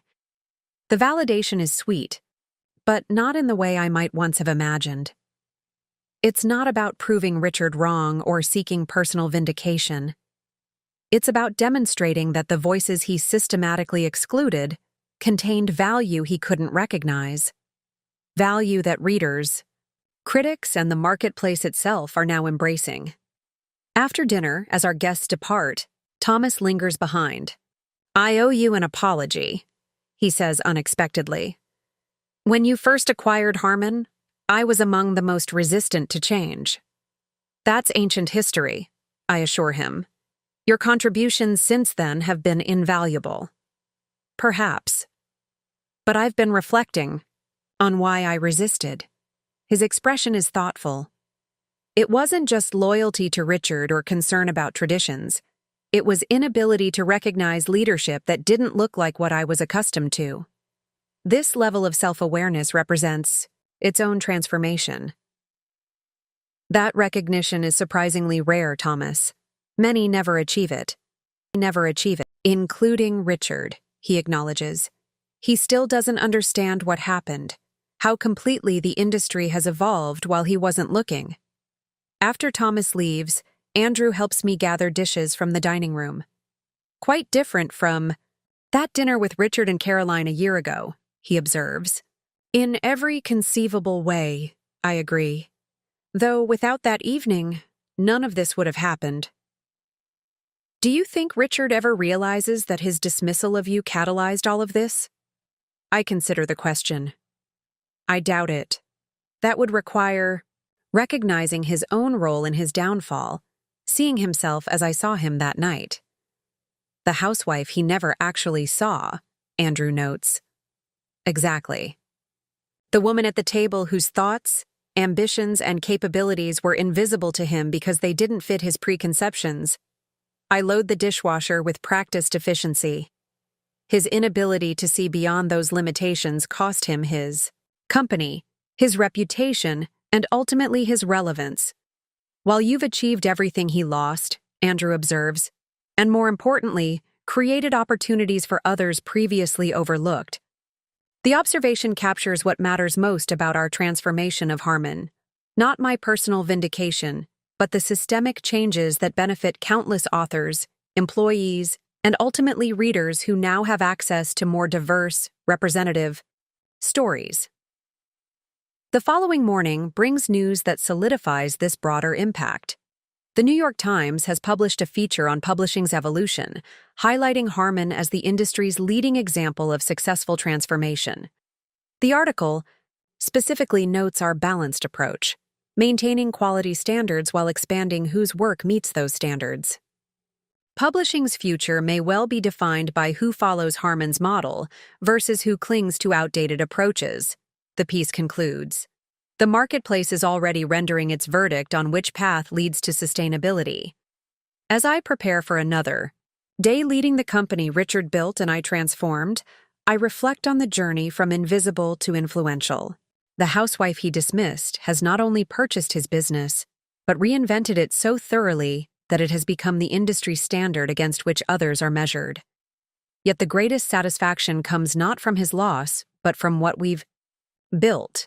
A publishing house that recognizes value in voices previously silenced, that transforms potential into opportunity, that proves excellence and inclusivity are complementary rather than contradictory. The invisible woman at the dinner table has not only become visible, she has changed what everyone else sees. 18 months after acquiring Harmon, I find myself in an unexpected position, defending our success against new challengers. Our transformation has not only revitalized the company, but established a model others are racing to replicate, creating a more competitive landscape. Artemis Publishing has poached 3 of our mid-level editors, Patricia reports during our weekly executive meeting. They're explicitly copying our inclusive acquisition strategy. Imitation is flattering, I observe, though I'd prefer they develop their own talent. They're offering substantial salary increases, Thomas adds, positioning themselves as Harmon with better compensation. This situation requires careful handling. Our success has made us a target, but also created leverage. Conduct a comprehensive compensation review, I instruct. We should be at or above market rate for key positions, but also examine our retention factors beyond salary, professional development, creative latitude, workplace culture. Robert nods in agreement. Several editors have declined Artemis offers despite the money. They cite our collaborative environment and innovative approach. Those advantages need reinforcement, I decide. Schedule staff forums to gather input on what's working and what needs improvement. People stay where they feel valued beyond just compensation. After the meeting, Caroline remains behind, her expression suggesting personal rather than professional concerns. Everything all right? I ask. Mostly. I've had an unexpected contact. She hesitates. Richard called me yesterday. First time since our divorce finalization. What did he want? To warn me that I've backed the wrong horse. Her expression mixes bemusement with concern. Apparently, Artemis Publishing is part of a larger strategy involving several traditional publishers forming a consortium to correct the industry's direction. This confirms what I've suspected, the old guard regrouping for a counteroffensive. Did he mention specific plans?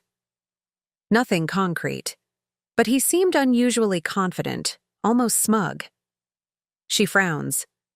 He mentioned you specifically. Said your amateur experiments were about to face professional competition. I absorbed this intelligence. Thoughtfully. Richard has proven a determined adversary, even after multiple setbacks. His retreat was tactical, not surrender. Thank you for sharing this, I tell her. Forewarned is forearmed. Later that day, James confirms Caroline's warning. I've heard from several former colleagues.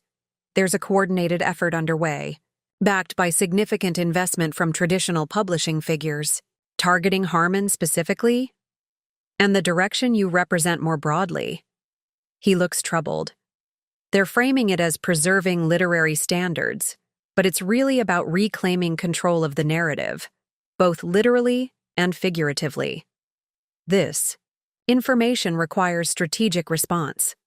I convene a special meeting with our core leadership team, sharing what we've learned and inviting their perspectives. They'll attack on multiple fronts, Patricia predicts. Talent recruitment, author, poaching, distribution challenges. We should expect media narratives questioning the quality of diverse voices, Robert adds. The old guard still has significant influence with traditional reviewers. Thomas, always focused on operations, offers practical insight. They'll likely target our supply chain as well. Many printing and distribution companies have long-standing relationships with traditional publishers. Their input confirms my own assessment. We're facing a coordinated campaign to undermine our success and discredit our approach. Rather than feeling threatened, however, I recognize this as validation. We've disrupted the industry enough that the establishment feels compelled to organize against us. Their fundamental weakness remains the same, I note. They're fighting to preserve a model that readers are increasingly rejecting.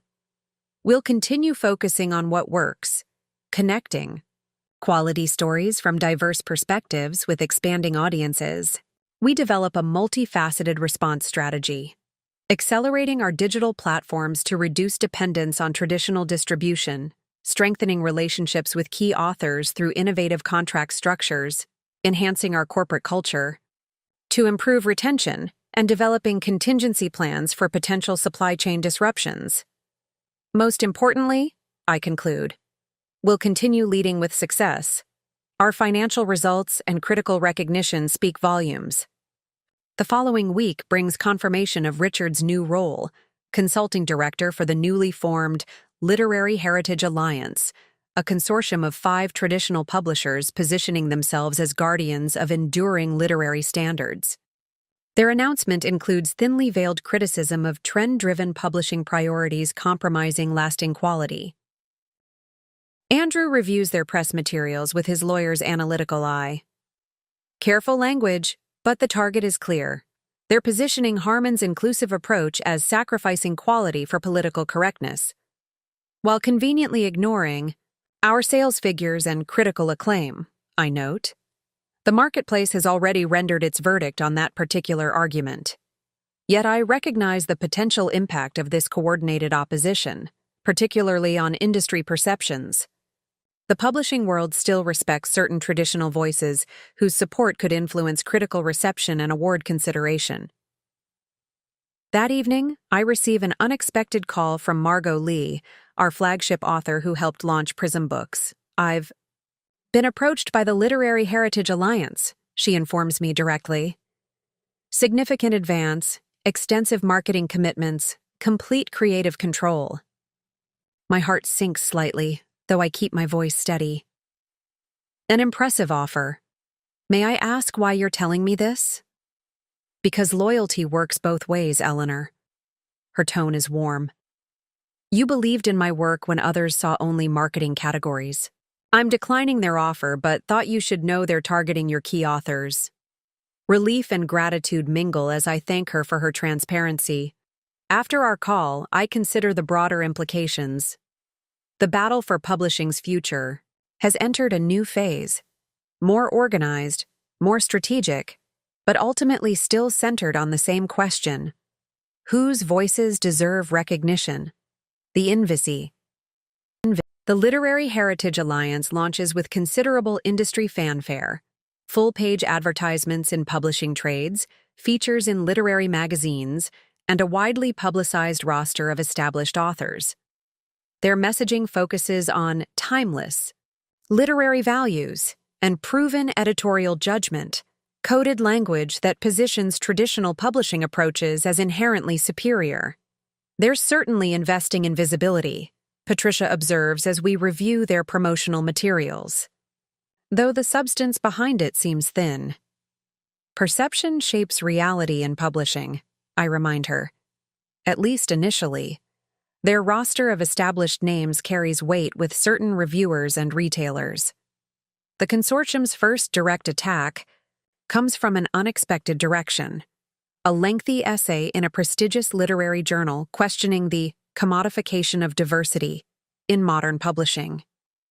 Without naming Harmon specifically, the piece clearly targets our approach, suggesting that prioritizing diverse voices inevitably compromises literary standards. The author is a close associate of Richard's, Caroline notes when the article appears. They've been friends for decades.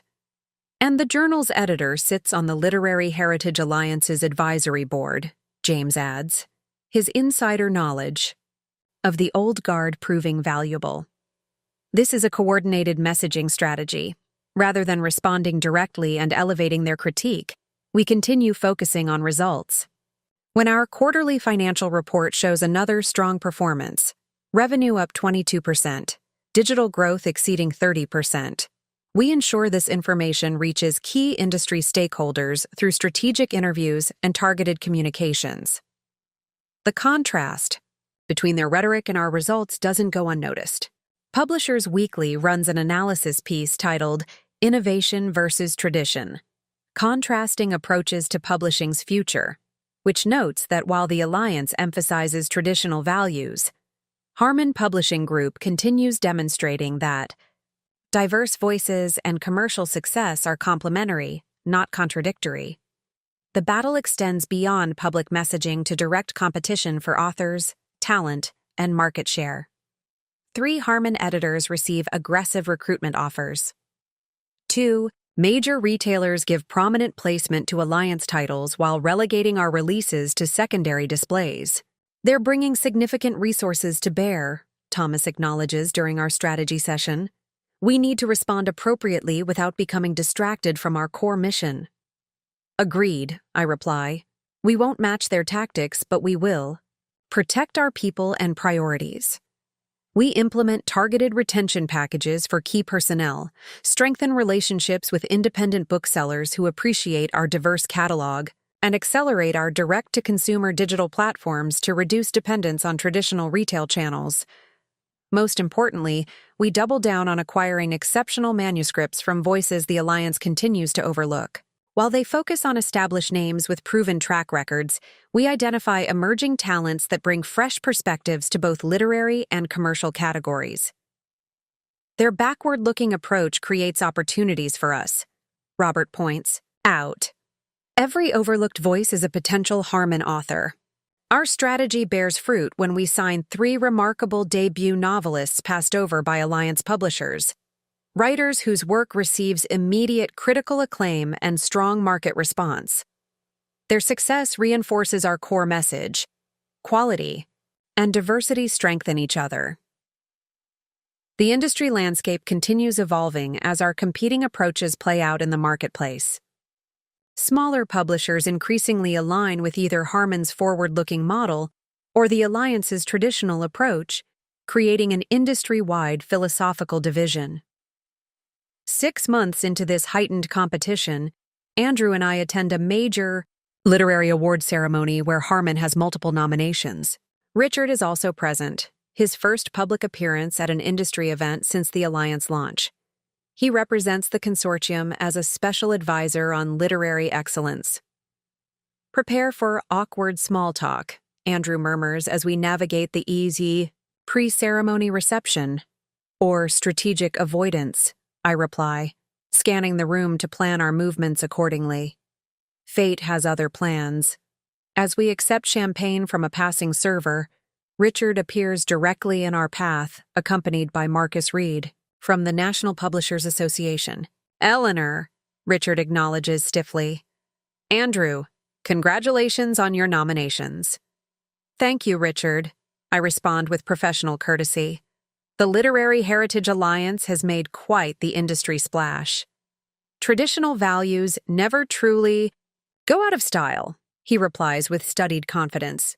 The pendulum always swings back to proven approaches. Innovation and tradition aren't mutually exclusive, I counter diplomatically. Quality storytelling transcends either category. Marcus, perhaps sensing the underlying tension, steers the conversation toward neutral industry topics. As we exchange polite small talk, I notice Richard studying me with an expression I can't quite decipher. Not the dismissive glance of our first meeting, but something more complex. When the ceremony begins, we separate to our respective tables. Harmon's authors receive 2 major awards, while Alliance publishers claim 1. The industry's bifurcated direction is reflected even in critical recognition. After the ceremony, Caroline approaches with surprising news. "Richard asked to speak with me privately," she reports.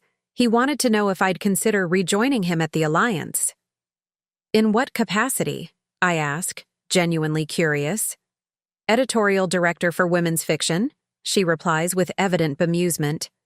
"He said they're expanding their approach to include more diverse perspectives while maintaining quality standards."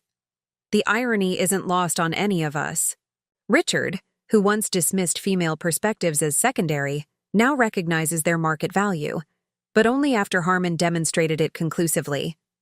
"What did you tell him?" Andrew asks.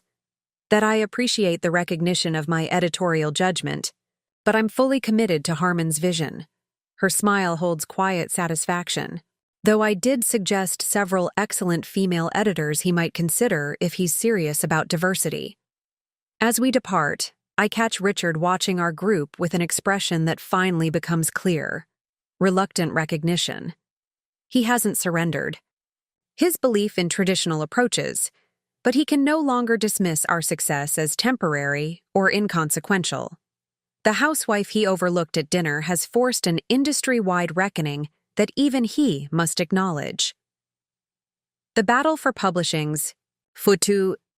2 years after acquiring Harmon, I receive an unexpected invitation: a private lunch with Amelia Blackwood, matriarch of the Blackwood publishing dynasty and grande dame of the industry. At 86, she rarely appears at industry functions, but her influence remains substantial. "She specifically requested you alone," Patricia reports, conveying the invitation. "Very unusual for her." "Any idea what she wants?" I ask, intrigued by this development. "None. Mrs. Blackwood is famously discreet." I accept, of course. Declining Amelia Blackwood isn't done in publishing circles. We meet at her private club, an exclusive establishment that began admitting women members only 20 years earlier, a change Amelia herself reportedly insisted upon. "Eleanor Sullivan," she greets me, extending a hand adorned with a single emerald ring. Despite her age, her grip is firm, her gaze penetrating. "Thank you for indulging an old woman's curiosity." "The curiosity is mutual," I reply honestly. "Your invitation was unexpected but welcome." Once seated in a private dining alcove, she dispenses with small talk. "I've been watching your work at Harmon with interest," she begins. "When you first acquired the company, I suspected it was merely a vanity purchase, a wealthy woman playing at business. The assessment is blunt but not surprising." "Many shared that assumption," I acknowledge. "I was wrong," she continues directly. "You've demonstrated genuine vision and extraordinary execution. Harmon's transformation is the most significant publishing development in decades. Coming from someone who has witnessed nearly 7 decades of industry evolution, this represents profound validation." "Thank you. That assessment means a great deal." Which brings me to the purpose of our meeting. She sets down her fork deliberately. "The Literary Heritage Alliance is failing." This direct statement catches me off guard. While we've noted signs of the consortium's struggles, I hadn't expected such a definitive assessment from an industry insider of Amelia's stature. "Their financial results suggest challenges," I respond carefully, "though they maintain significant market presence. They're hemorrhaging investment capital while delivering diminishing returns," she corrects bluntly. "Their approach is fundamentally misaligned with market realities." "You seem remarkably well informed about their internal situation," I observe. A small smile crosses her face. "Blackwood Publishing holds a 20% stake in the consortium. My grandson serves on their board. Their quarterly reports make for grim reading." This revelation explains both her knowledge and her interest. "I appreciate the intelligence, but I'm curious why you're sharing it with me specifically." Because you represent the future Richard Harmon failed to recognize, she states matter-of-factly. I've survived in this industry by identifying shifts before they become obvious. Your approach at Harmon isn't merely successful, it's necessary for publishing's sustainability. She continues with remarkable candor, revealing that the Alliance investors are divided over next steps. Some favor doubling down on traditional approaches, while others recognize the need for evolution similar to Harmon's model. The consortium will likely dissolve within 6 months, she predicts. Individual publishers will either adapt or continue declining. Either way, your position as industry leader is secure. This seems remarkably generous information to share with a competitor. I note, still processing her revelations. I'm 86, Eleanor. I've outlived most of my competitors and all of my grudges. Her expression turns reflective. What matters now is the future of an industry I've devoted my life to. Blackwood Publishing will be announcing a significant strategic shift next month, one aligned more closely with your approach than the alliances. This represents a seismic shift in the industry landscape, one of publishing's most established traditional houses publicly embracing the direction Harmon has pioneered. That's a significant development, I acknowledge, and a powerful market signal. Indeed. She studies me with evident approval. You've forced an industry-wide reevaluation by demonstrating that inclusion and quality are complementary, not contradictory. Even old warhorses like me can recognize compelling evidence. After lunch, Amelia offers a parting insight.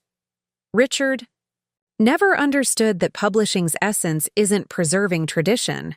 It's discovering fresh perspectives that become new traditions. You grasped that instinctively. Her words stay with me throughout the day, reinforcing what our success has increasingly demonstrated, that our approach represents not merely a competitive advantage, but publishing's necessary evolution.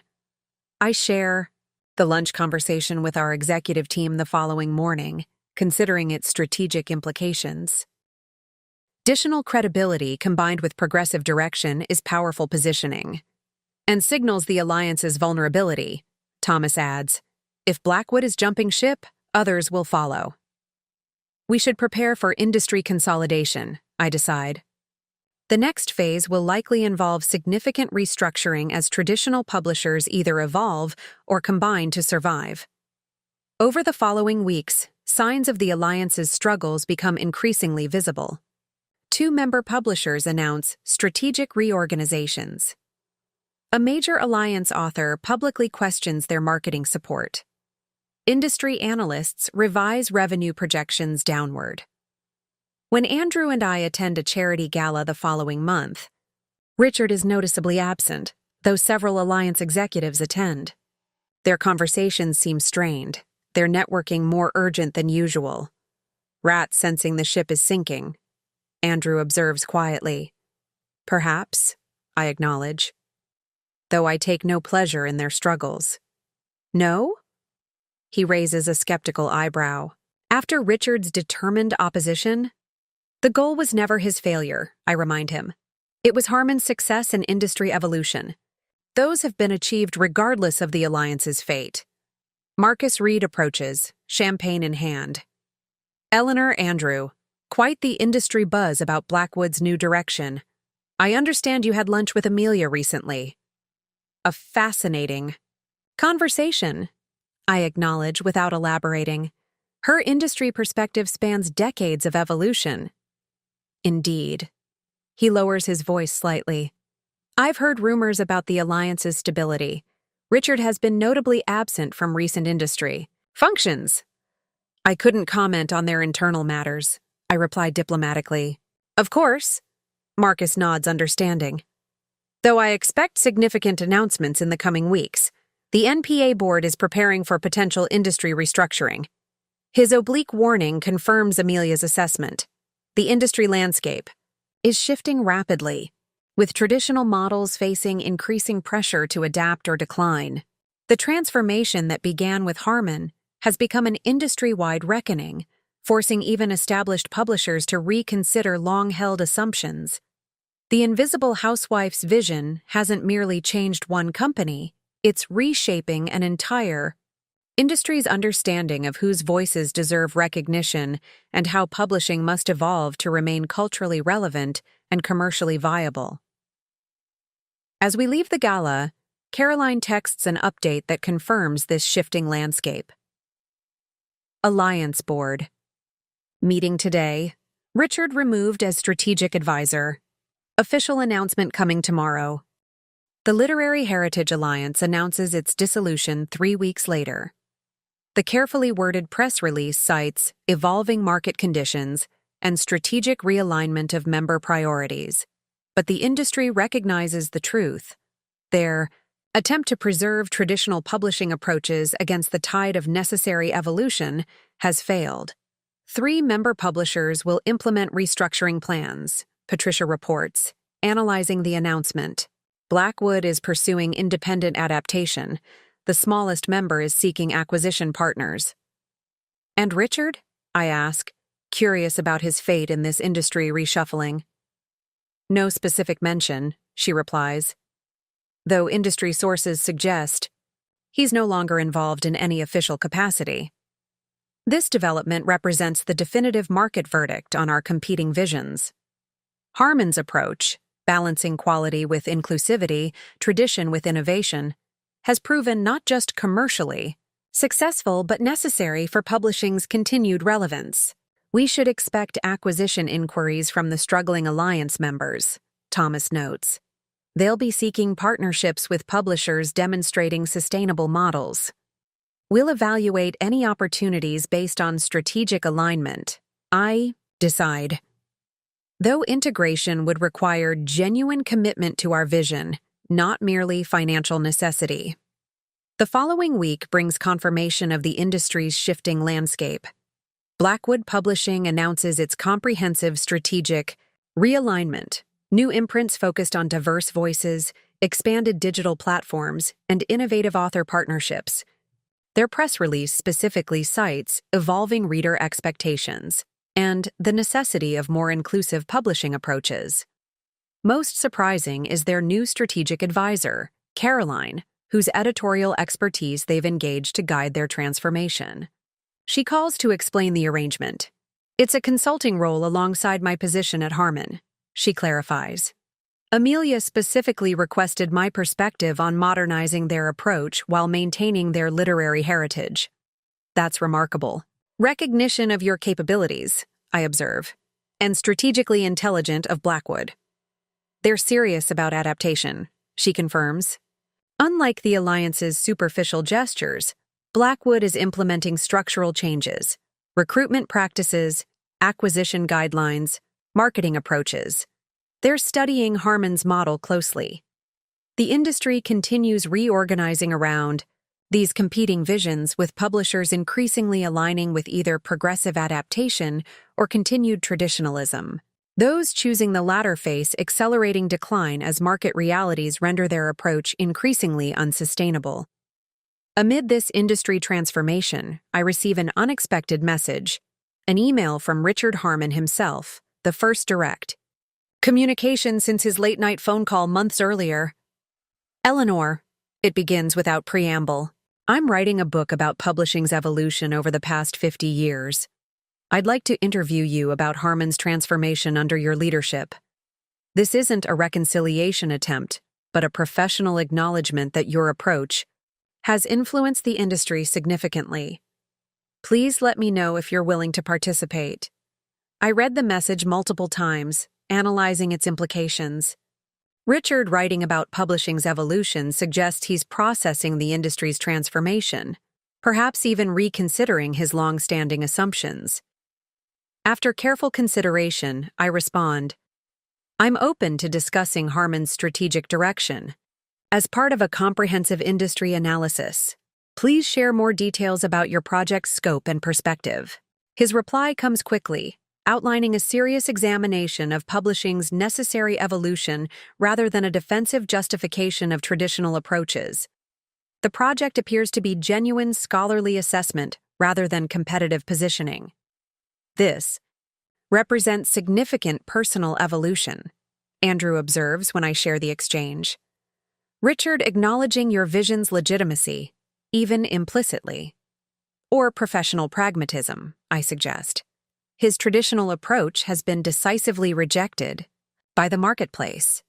This book may be his attempt to remain relevant in a transformed industry. Either way, it's validation of everything you've accomplished, Andrew notes.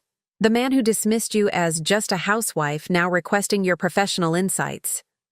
I agree to a limited interview, setting clear parameters around focus and scope. We meet at a neutral location, a private meeting room at the National Publishers Association headquarters, with Marcus Reed facilitating the conversation. Richard appears visibly diminished from our last encounter, thinner, grayer, his customary confidence muted by recent professional setbacks.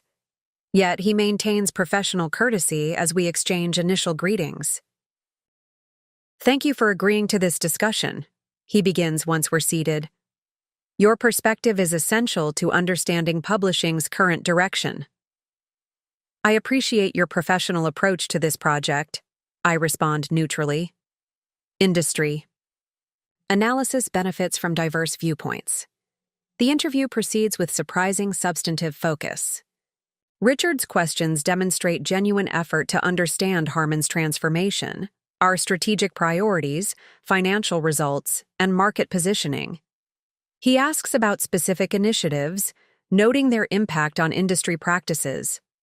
Most revealing is his question about our commitment to literary quality alongside commercial considerations. The Alliance positioned traditional approaches as inherently superior for maintaining literary standards, he notes. Yet Harmon has received increasing critical recognition while pursuing more inclusive author representation. How do you balance these priorities?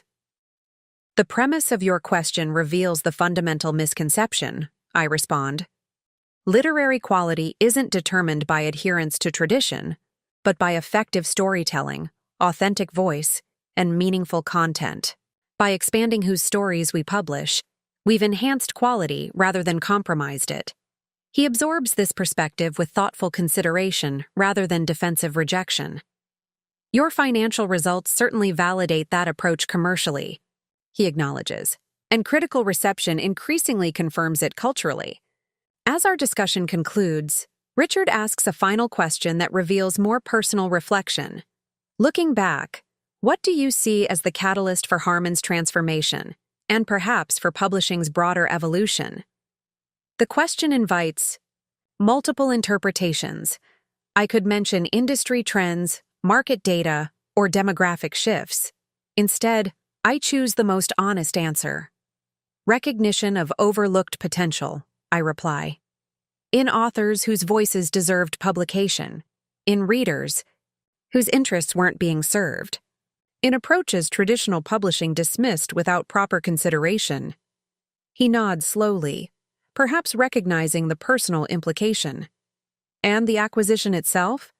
Was that driven by business assessment or more personal factors? Both. Acknowledge candidly. The business opportunity was clear. Harmon's traditional approach was increasingly misaligned with market realities. But I might not have noticed that opportunity without personal experience of being underestimated. At that dinner party, he says quietly, completing the connection. Among other occasions, I confirm, being invisible has its advantages. You see things others miss when they're not paying attention to you. As we conclude the interview, Richard offers an unexpected observation. You've achieved something remarkable, Eleanor. Not just commercial success, but cultural impact. Publishing will never return to its previous approach. Coming from the man who once epitomized that previous approach, this represents profound acknowledgement of the transformation I've catalyzed, from overlooked housewife to industry-defining visionary. The invisible woman has not only become visible, she has changed what everyone sees. Part 19, 6 months after my interview with Richard, Harmon Publishing hosts the industry's most anticipated event of the year, our 10th anniversary celebration since the acquisition. The venue, a restored historical library with modern architectural elements, perfectly symbolizes our balanced approach to tradition and innovation. Editors, authors, industry analysts, and even competitors fill the elegant space, drawn by Harman's undeniable influence on contemporary publishing. Among the attendees, I noticed several former Alliance members, including Amelia Blackwood, whose company has undergone remarkable transformation. Patricia joins me at the observation balcony, champagne in hand. "The industry landscape is unrecognizable from when we started," she remarks. "Your vision is now the standard against which publishers measure themselves." "Our vision," I correct her. "This was never a solo achievement." From our vantage point, I observe Caroline deep in conversation with a group of young editors from various publishing houses, the next generation embracing inclusive approaches as fundamental rather than revolutionary. "Richard's book was published yesterday," Patricia informs me. "The critical response has been surprisingly positive. He's presented a thoughtful analysis of publishing's evolution rather than a defense of outdated practices. Personal growth comes in unexpected forms," I reflect. "Sometimes failure creates space for necessary reconsideration." Thomas approaches with the evening's featured guest, Mira Chen, whose debut novel under our Emerging Voices imprint has become both a commercial success and critical darling, recently longlisted for the National Book Award. "Eleanor, I wanted to personally thank you," Mira says as we're introduced, "not just for publishing my work, but for creating a space where stories like mine are valued." "Your talent deserved recognition," I reply. "We simply removed the artificial barriers." As Mira moves to greet other attendees, Andrew appears at my side, studying my expression. "Satisfied?" he asks, knowing me well enough to recognize my moment of reflection. "Not satisfied," I clarify. "Grateful. For the opportunity to prove what was possible when overlooked potential is recognized and invested in." The evening's formal program begins with industry testimonials about Harman's influence, market analyses confirming our approach's success, and author readings showcasing our diverse catalog. I listen with quiet pride, remembering the skepticism that once greeted our vision. When it's my turn to address the gathering, I stand before the industry that once dismissed me, now eager for my insights. The journey from invisibility to influence feels complete in this moment. 10 years ago, many questioned whether quality and inclusivity could coexist in publishing. I begin. Whether commercial success required narrowly defined approaches. Whether readers truly wanted diverse voices. I pause, surveying the room where heads nod in acknowledgement of these outdated assumptions. The market has definitively answered those questions. Readers have always wanted authentic stories that expand rather than confine their understanding of human experience. Authors from all backgrounds have always had valuable perspectives to contribute. Quality has never been determined by adherence to narrow traditions, but by genuine connection to human truth. I acknowledge our team members individually, celebrating their contributions to this transformation. Then I address the industry's future direction. The work of expanding publishing's perspectives is never complete. Each barrier removed reveals new opportunities for meaningful connection through literature. Our continued success depends not on defending what we've accomplished, but on recognizing what remains undiscovered. As the evening concludes, I find a moment of solitude near the venue's floor-to-ceiling windows, watching the city lights below. My reflection appears in the glass, no longer the overlooked woman at a dinner party, but a recognized industry leader who changed publishing's fundamental direction. Yet I recognize that my greatest achievement isn't personal visibility, but collective. Transformation, creating pathways for overlooked voices, expanding literary culture's boundaries, demonstrating that inclusion strengthens rather than diminishes quality. In my reflection, I still glimpse the woman I was, the observer noticing opportunities others missed, the outsider recognizing systems' limitations, the underestimated figure leveraging others' dismissal into strategic advantage. That invisible woman hasn't disappeared. She's been integrated into my leadership, providing perspective that comes only from experiencing exclusion. The very qualities that once rendered me overlooked have become the foundation of my success and Harmon's transformation. A text message interrupts my reflection. News that our latest Emerging Voices anthology has debuted on the bestseller list, another validation of our approach. I smile at this final confirmation as the celebration continues around me. The invisible woman hasn't just become visible, she has redefined what deserves to be seen. End.